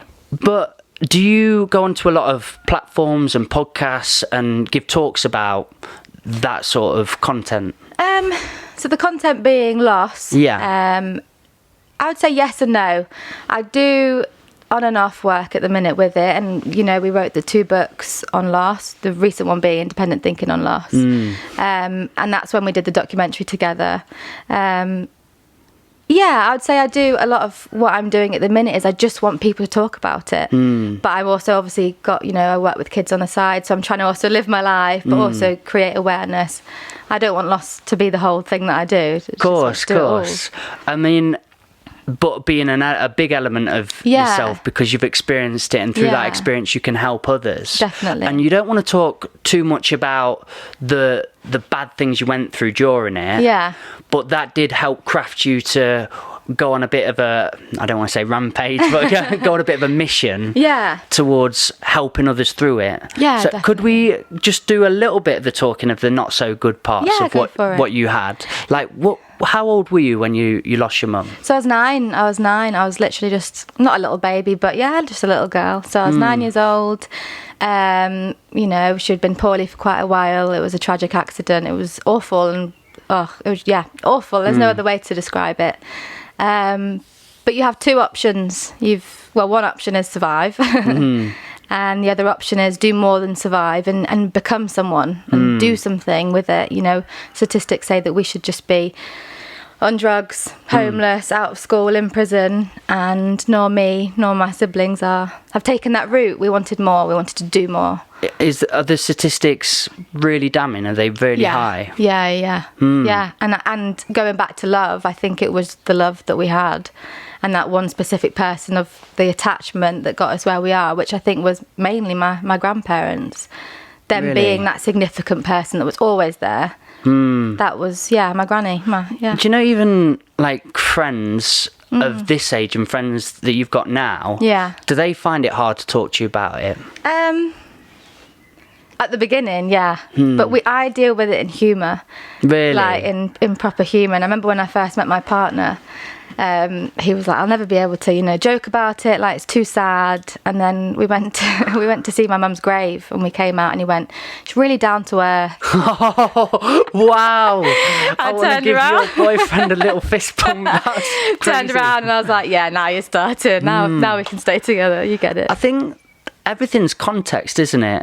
And I lost my grandma a month ago, or a month or two ago. And it was very heartbreaking. Losing anyone in the family or close by is very heartbreaking. But me and Chrissy managed to communicate a lot on humour. And why not? Do you know what I mean? In context, if you're together and you just getting through it in your own best way, it really suited us, so we stuck to that. But then I wouldn't do it in the funeral service or something and say, whatever, wasn't she great and all this? But she was great, but I couldn't think of a joke that would be suitable for them. No, I know what you mean. But context just works for you, so knowing what you are, what you're about, and what suits you is so vital for them moments. And kind of going back to that laughter and everything, I remember my dad saying, laughter is the glove that allows us to touch anything too difficult to handle. Your dad's a very clever man, isn't he? Well, how big is this bookshelf at home? Is it a library? It's not one. No, God. I can count about 6, and that's not all of them. That's too many. Powerful. And I think they're all in alphabetical order. You could say, where's this book? And he'll say, I know straight exactly away. Where it is. Yeah, and I said to him, I remember last time I said, have you read all of them? He said, no, a book will tell you when it wants to be read. I'll just say, only an author's going to say that. Everything's got to be philosophical nowadays. Hasn't it? It's always a metaphor. And then there'll be a thunk coming out. Cheers, Phoebe. Okay, now we've got the very cool-headed Joel Black. I love this guy's music and I enjoy how he conducts himself in conversations. Joel's been doing Brazilian Jiu-Jitsu for years now, and this part of the conversation exhilarated me to get a new skill. I hope you enjoy. Sure, I can go on to Brazilian Jiu-Jitsu. I work for the school I go to, or the sister company of the chain of schools I go to. So it's an academy called Gracie Barra. It's the biggest Brazilian Jiu-Jitsu chain in the world. There's like 900 schools worldwide. Wow. There's actually like 4 in Nottingham and Derbyshire. Is this where the Gracies set this up? The family, the Gracie? One of them did. Okay. But the Gracie family are massive. Right. There's dozens, if not hundreds of them. Wow. That's what you need to understand. Like I think that I'm going to get told off by my instructor here for not knowing this, but one of the original family members, one of the first generations, had like 20 kids. So obviously from that, Gracie Barra it was started by Carlos Gracie Jr. Okay. Who's one of the Gracie families. Who are the most prolific? The most, like the best ever. Pretty arguably it's Roger Gracie or Hodger Gracie, who actually trains in London, owns a school in London. There's actually a really good video. Oh, what's that guy's name? He was a cage fighter and he used to go out with Katie Price. Oh, Alex Reed. Yeah, he went to roll with Hodger Gracie. Right. And it was just so funny, him getting annoyed at himself. Really? Because Hodger was just playing about with him, annihilating him. Like almost every black belt would do that to him. Probably a lot of, blue belts would. Yeah. If you don't train jiu-jitsu a lot. But anyway, so that's a funny video. It's very, especially if you do jiu-jitsu. I'll watch that, yeah. Yeah. But, I've seen a lot of Brazilian jiu-jitsus where they've been just slapping them on the head because people, mainly internet trolls, come and challenge them. Yeah. And they think it's not a proper sport or whatever. And then you just see them in 3 minutes go, no, stop. Yeah. I really enjoy it. I watch them videos so much. Yeah, it's a very interesting sport. I started doing it because I had a conversation with my cousin, and he's got my cousin Lee, and he doesn't know this, but he knows he had this conversation, but he doesn't know why I started training jiu-jitsu. But his son was either in an altercation with another son at school, and he told me he went to this kid's house and confronted his dad. not in an aggressive way. Yeah. But even to do that, I thought, gee, if I have kids, will I be able to do that? Yeah. Will I have the confidence to go and confront someone if there's a potential for violence there? Which there wasn't at all. But there's always that underlying thing with men, isn't there? When you confront another man, there's, that's always underlying somewhere. Protecting your tribe. Exactly. So I thought, right, I need to learn to fight. And also for vanity as well, because I like cooking and I like drinking. Yeah. So I put on weight quite easily. Nice. So I thought I need something that I enjoy. So I was going to do boxing, but the thought of getting punched in the head just really upset me. Yeah. And I was listening to Joe Rogan at the time and Russell Brand. Joe Rogan is and was a black belt, and Russell Brand was like a white belt. He just started. And that was a good chat. Listen to that one. Yes. Yeah. Lovely podcast, that. Yeah. So I thought, let's give it a go. And I fucking love it, man. I've never enjoyed sport in my life. I've always been bad at it. I'm not good at jiu-jitsu, but I'm addicted to it. Yeah. I can't do it at the minute, or they've just opened back up, actually. But, it's such a spiritual, physical, ego-testing experience, because... I was going to say, what's the spiritual side? And probably ego comes into it. I think it's just tied into the ego, really, because you get humbled so much, and it's very interesting. Like 7-year-old girl got you in locks. I mean, not quite that far, but like I've rolled with like 70-year-old lads who dead skinny, who have either put up a really good fight or mullered me, and the same level as me, like technically still a white belt like me. And same again, I've wrestled with rugby players and I've tapped them. Nice. Do you know what I mean? Yeah, there's no great experience than having a top hand on somebody, but no more flattening experience than feeling absolutely helpless. Yeah. And to go, that's really interesting what you say, to go through the polar. Have you thought about doing it? Yeah, 100%. I really am waiting for... Cheers, Joel. Okay, back to the spirit realm now with Angela Silver. This podcast went down many mindful expeditions and dynamic changes. Here we discuss Angela's ethereal experiences. Enjoy. Lots of ease. I wouldn't... So, are you in a great headspace now then, in comparison to where you were at? Yeah, so good. So good. And that sort of sent you into a bit of a new direction.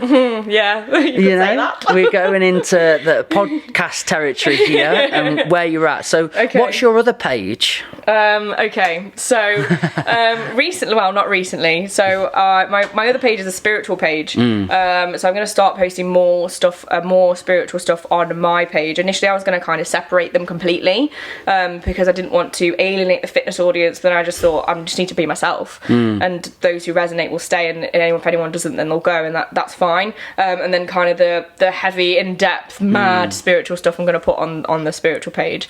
Was the neurosis at the start about that, of losing followers? It wasn't that the losing followers, it was more just kind of losing my business, or like people not taking the fitness side seriously, or not choosing me as a coach because I'm posting about some stuff that's maybe a little bit out there, different to their philosophy. But then I'm taking my coaching to a place where it's looking after yourself as a being, and looking after your brain, and learning to do things that are incredible for your brain, like meditating and stuff like that. So people who resonate with spirituality are obviously that's going to be something that they would thrive off, obviously. So it's just something I'm not really concerned about. And one thing that was bothering me is what people would think, because it is quite a huge change I've been through, and like obviously, like I said, some of the views are a little bit out there to some people, and not everybody resonates, and some people like have stuff to say about it and stuff like that. But I've just decided to just not care and just be myself and not be afraid to be myself. Did them views used to be out there, quotes in quotes, for you as well? Oh yeah, I used to laugh at all. If me myself could see me today and have a conversation with me today, I would be astounded. I think I would just laugh at myself. Like some of the, I don't Angela, know. what are you doing, mate? Like, what are you talking about? You have lost it. But no, I am the happiest I've ever been. I've discovered a lot of stuff that's just making my life incredible and amazing. I'm really happy. Where did that seed come from then? So my dad died in January last year. What year is it? Yeah, it was January last year. Okay. And obviously that was a traumatic time. And then in November, I got a medium reading. So I was like, my dad was kind of connected to spirits and used to say that he could see stuff and experience stuff. So I've always kind of had my mind open to it, I guess, because I didn't obviously know at that time if everything he was saying was true, but I know he believed it to be true by the way that he told the stories.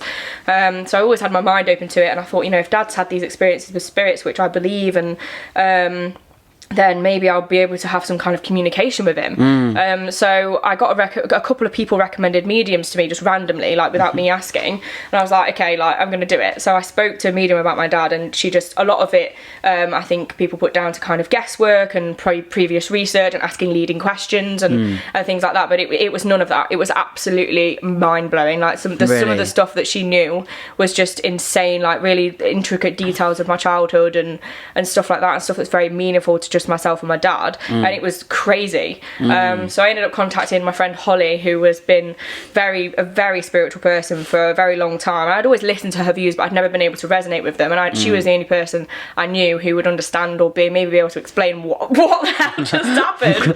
Tell me how that phone call went, honestly. I was like, mate, you need to explain what's just gone on. So that kind of started to open me up to it a little bit, and I've never really struggled to assimilate the information. I've always just been able to research stuff. I like to look into how things work, and then it will just resonate with me, and I'm just like, yeah, okay, I don't need to. So after I had the medium reading, I had a card reading. She's predicted some stuff for this year that's all happened. So all of that's kind of still piecing together now. Like, oh my god, she said that in November. Oh my god, and then yeah, that's where it started, and it's just accelerated rapidly from there. The journey has took you down. Yeah. Would you be interested to do that kind of thing as well for yourself in reading cards? Nice one, Ange. Here is the very kind, compassionate, charming Jack Chapman. I'm all about this man. He's just really bloody friendly. What a quality to have. Here we're discussing him finding his path in music and in life. In all this, you have got such an old soul, mate, and a beautiful mindset. We are going to be mates out of this.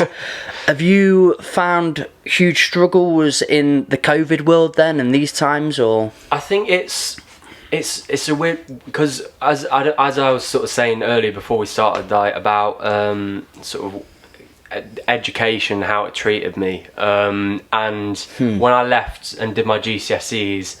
So the year that I was doing my GCSEs, year 11, my parents split up, which wasn't, it happens to a lot of people, I know, but it was something that to me, it didn't settle well with me, and it wasn't a good breakup. It was a bit messy. There was a lot of stuff that went on between my mum and dad, and it was like for a year I didn't speak to my mum because my dad was, it was sort of filling me with information that wasn't necessarily true. I get you, man. And then it's sort of finding that middle ground between, getting one side of the story, getting the other side, and getting the middle ground. I bet you've grown loads from this, haven't you? Well, I think this is it. So after that happened, it was sort of, it came to September, I went to college to study level 3 business, which I was on for until the end of November, and I turned up to one of the lessons 15 minutes late, and we had a supply teacher who was the head of the college. Oh wow. And she was just a bit like, what are you doing, turn up late to my lesson, you've not handed in this work, you've not done this, it's unacceptable. And I said, well, I don't want to be here, so what do you expect me to do? And she was like, well, go home then. So I went home and I received a letter in the post saying my parents said your son's been written off the course. Wow. So this was sort of the end of November, December time, and I was not knowing what I wanted to do. Like I'd gone from wanting to be a car salesman to a mechanic to everything under the sun, being and it was sort of, what do I want to do with my life? And at that point, obviously, I couldn't start another college course until the next year came round, and I was sort of stuck in that middle ground, and I sort of had 6 months of pretty much doing nothing, of just watching Netflix, sort of. But to me, that was probably the most beneficial 6 months of my life, because it gave me time to step away from everything, kind of look at what the life that I was living through, sort of what I was doing to myself, and it was just seeing everything from almost like an outside perspective, rather than being engrossed with it all. I had that time to just sort of step back and go, right, okay, this is where life is going. I need to adjust. And it was at that point where I was starting to, when I went to the doctors, it was anxiety, everything came through, started counselling, and that sort of year to me, sort of the 6 months of sort of almost finding myself in a way, and then the counselling and everything, it I feel like it really progressed me as a person, and it was so important for me to understand what I want to do in the future and where I was. And it was that year where I started picking up the guitar more, because I had that time off. And I'd always enjoyed music, I always wanted to do music, but it was never, in my mind, it was never a realistic goal. It was like something you do on the side. It's never, it's one of them dead end jobs that people say, oh, it's so hard to get into. And just talking about that, I mean, was that fed to you, being told that you can't pursue music ever? Was it sort of a... I don't think it was necessarily fed to me directly, but it was the indirectness of... my parents were so supportive through whatever I wanted to do, so it definitely wasn't down to them. But I think it was just, in general, I think the main assumption is that music is a really difficult path to go down, but actually when you sort of look into it, there's so many more options than just performing on a stage. There is so many options there which I hadn't really experienced before. So that was when I decided to go to college. I'd studied music, which was supposed to be a 2-year course. Got onto the course, and I can remember I got on about 2 months in, and I was sat with Charlie. The man, the man, Big shout the legend. Out to that boy. Thank you, man. And we were just having a chat about everything, and I can remember just saying, I hate confetti. People, I don't know whether anyone's had the same experience as me, but it was crap, like really bad. So as in contrived, or I mean, this is just your experience. It was the teachers, they just were useless. They didn't know what they're on about.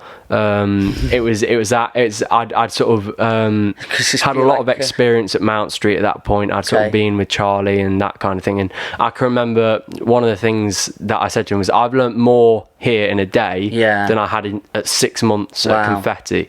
And it was just, for me, it was a really bad experience. I mean, I'm not saying that it won't be for anybody else, because it's a great college. I know a lot of people who have enjoyed it, but to me, it just wasn't beneficial at all.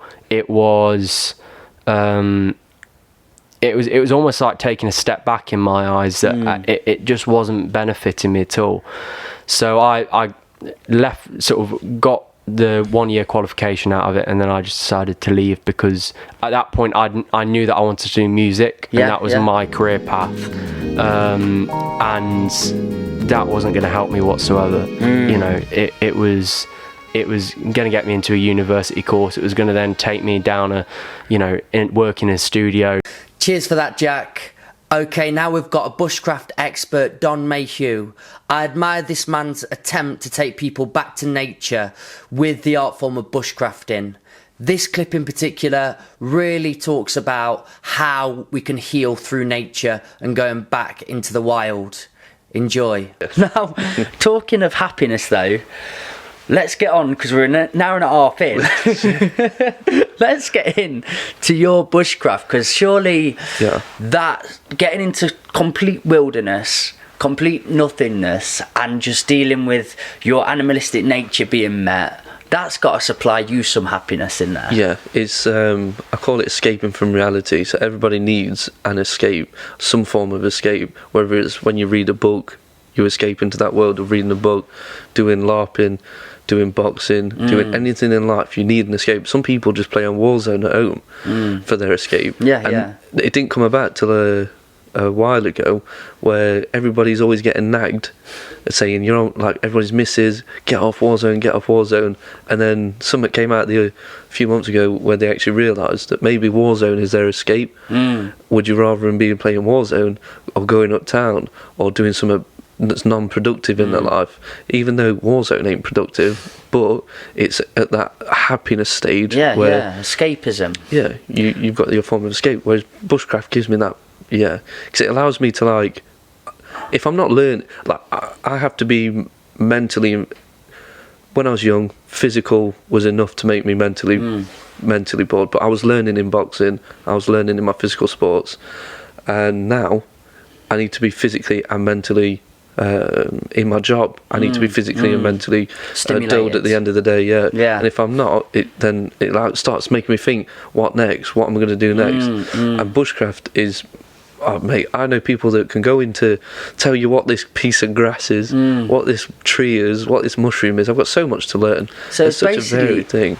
All the factors of life coming together. Like, you have got the physicality of it, of going and collecting things, looking for food, but then you are stimulating the mind because you're learning about all your surroundings and what you're immersing. And it's good because you don't have to if you don't want to. You can just sit there, enjoy the fire, and have a beer or a hot chocolate or a cup of tea or nothing. You can just sit there. Well, I suppose that's another, very much the triangle of mind, body, soul.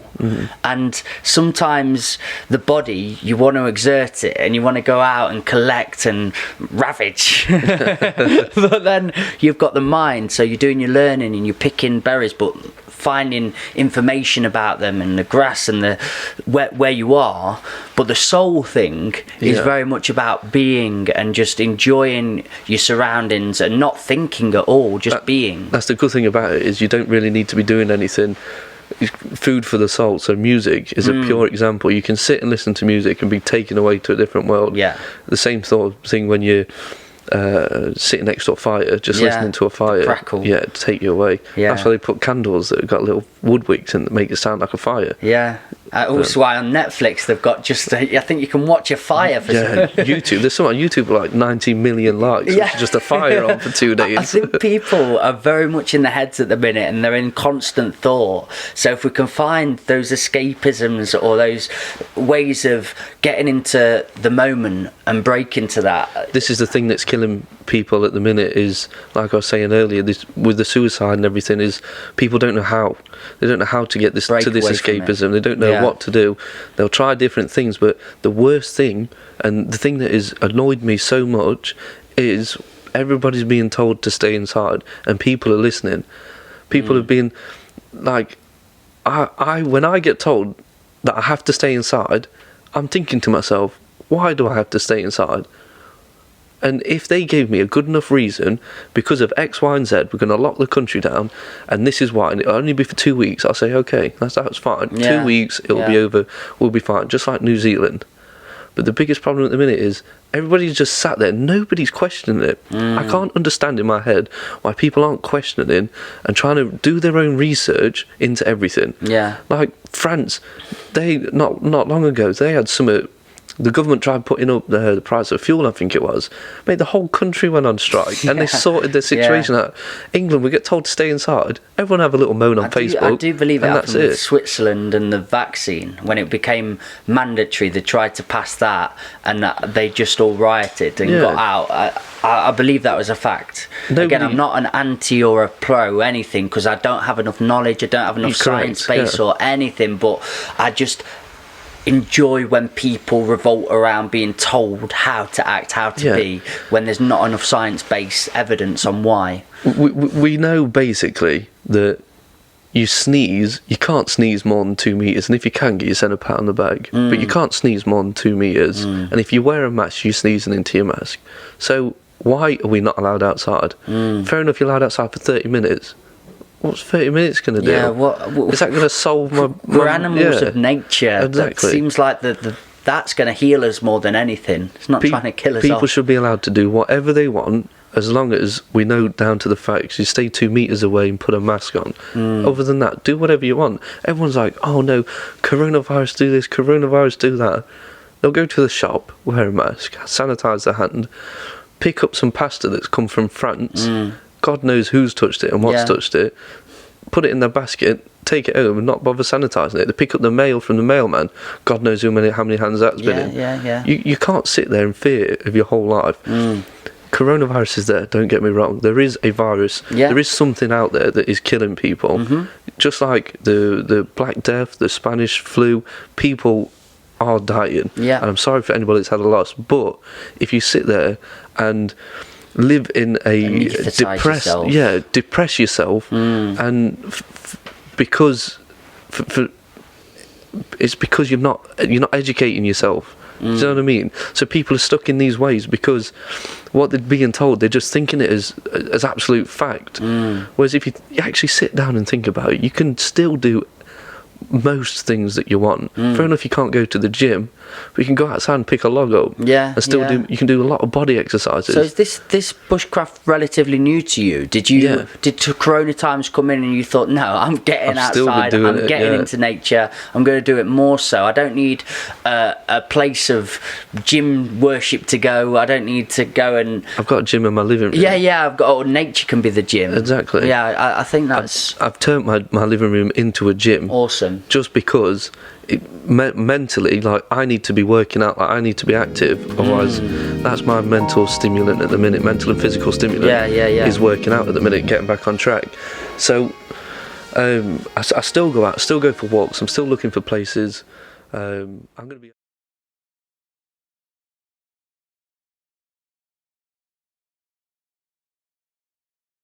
Classy words, Dom. Okay, let's finish off this compilation with a bit of music now. Lady Rose is one of the greatest podcasts of all time. We had silly hats on, it was a laugh fest, there was lots of drinking and lots of music. What can go wrong? Here they are performing their song Blind Eye. Enjoy. Too worried on the professionality of this podcast. We've been punching the mic, I've been ripping this thing off, we've been swearing, well, you've got us in for a start. I knew you were coming, so I thought everything's possible. We can cut that because I said contingency instead of consistency. I think contingency, right, innit? No. The continuation. Continuity. Yeah, continuity. Continuity. We're in. That one out. Jargon words. No rap battles from us. I'm just going dictionary. So, guys, also, I just saw on my peripherals, now that is a word, I've seen the guitar. Yeah. Are you up for doing a little piece then? Are you? Because if you did mention what we're doing in the new year, we have a new song coming out, New Year's Day. Yeah, man. And it's not new. It's been around for ages, but it is new because we've got a drummer and a bass player, and it sounds mint. And James has done. I've got to say the side note up to this as well. Before the podcast, I was like, "Have you got any Christmas songs?" And James was like, "No, straight up not." But this I do want to hear. So this is a new song. Let me get this. Yeah, we'll give you a little sneak peek.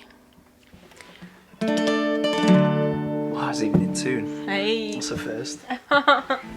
Beautiful. We'll give you a little snippet. I've been singing solidly for the last few days. Get it some. What's wrong with you? We're going to give it some.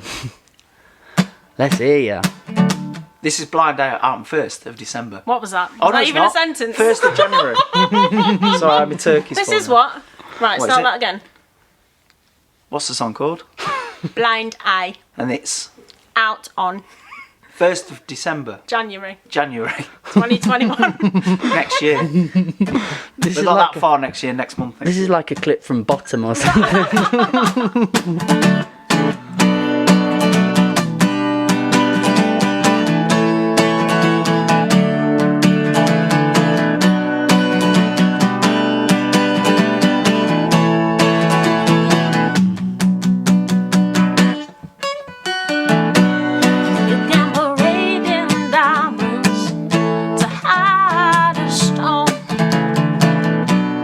Running with the pack, but you wonder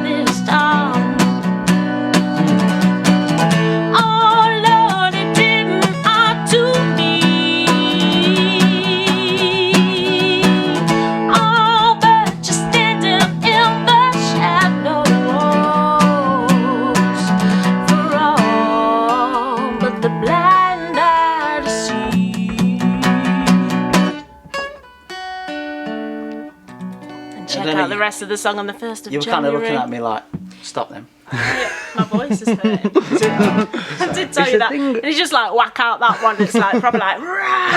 What I really enjoy with you two is the chemistry though that you create. You're always looking at each other, but looks like you're telling jokes subconsciously and subliminally to each other. Is that right? No. Do you have a look at each other and just like? We're very in tune with each other, to be fair, aren't we? We're married, aren't we? I'm glad you looked gave really that sad about that. No, because my answer was going to be completely different. It's usually that I'm that drunk, I'm just making sure she's still there. Thank you so much for being a part of the Old Farm Bus Back of the Bus Sessions podcast. Genuinely, guys, enjoy your lives, enjoy your next year. It's going to be a good one. It is what you make it. You create your reality. Remember this, be nice to one another, you beautiful set of buggers. It's all you've got to do. Just be nice.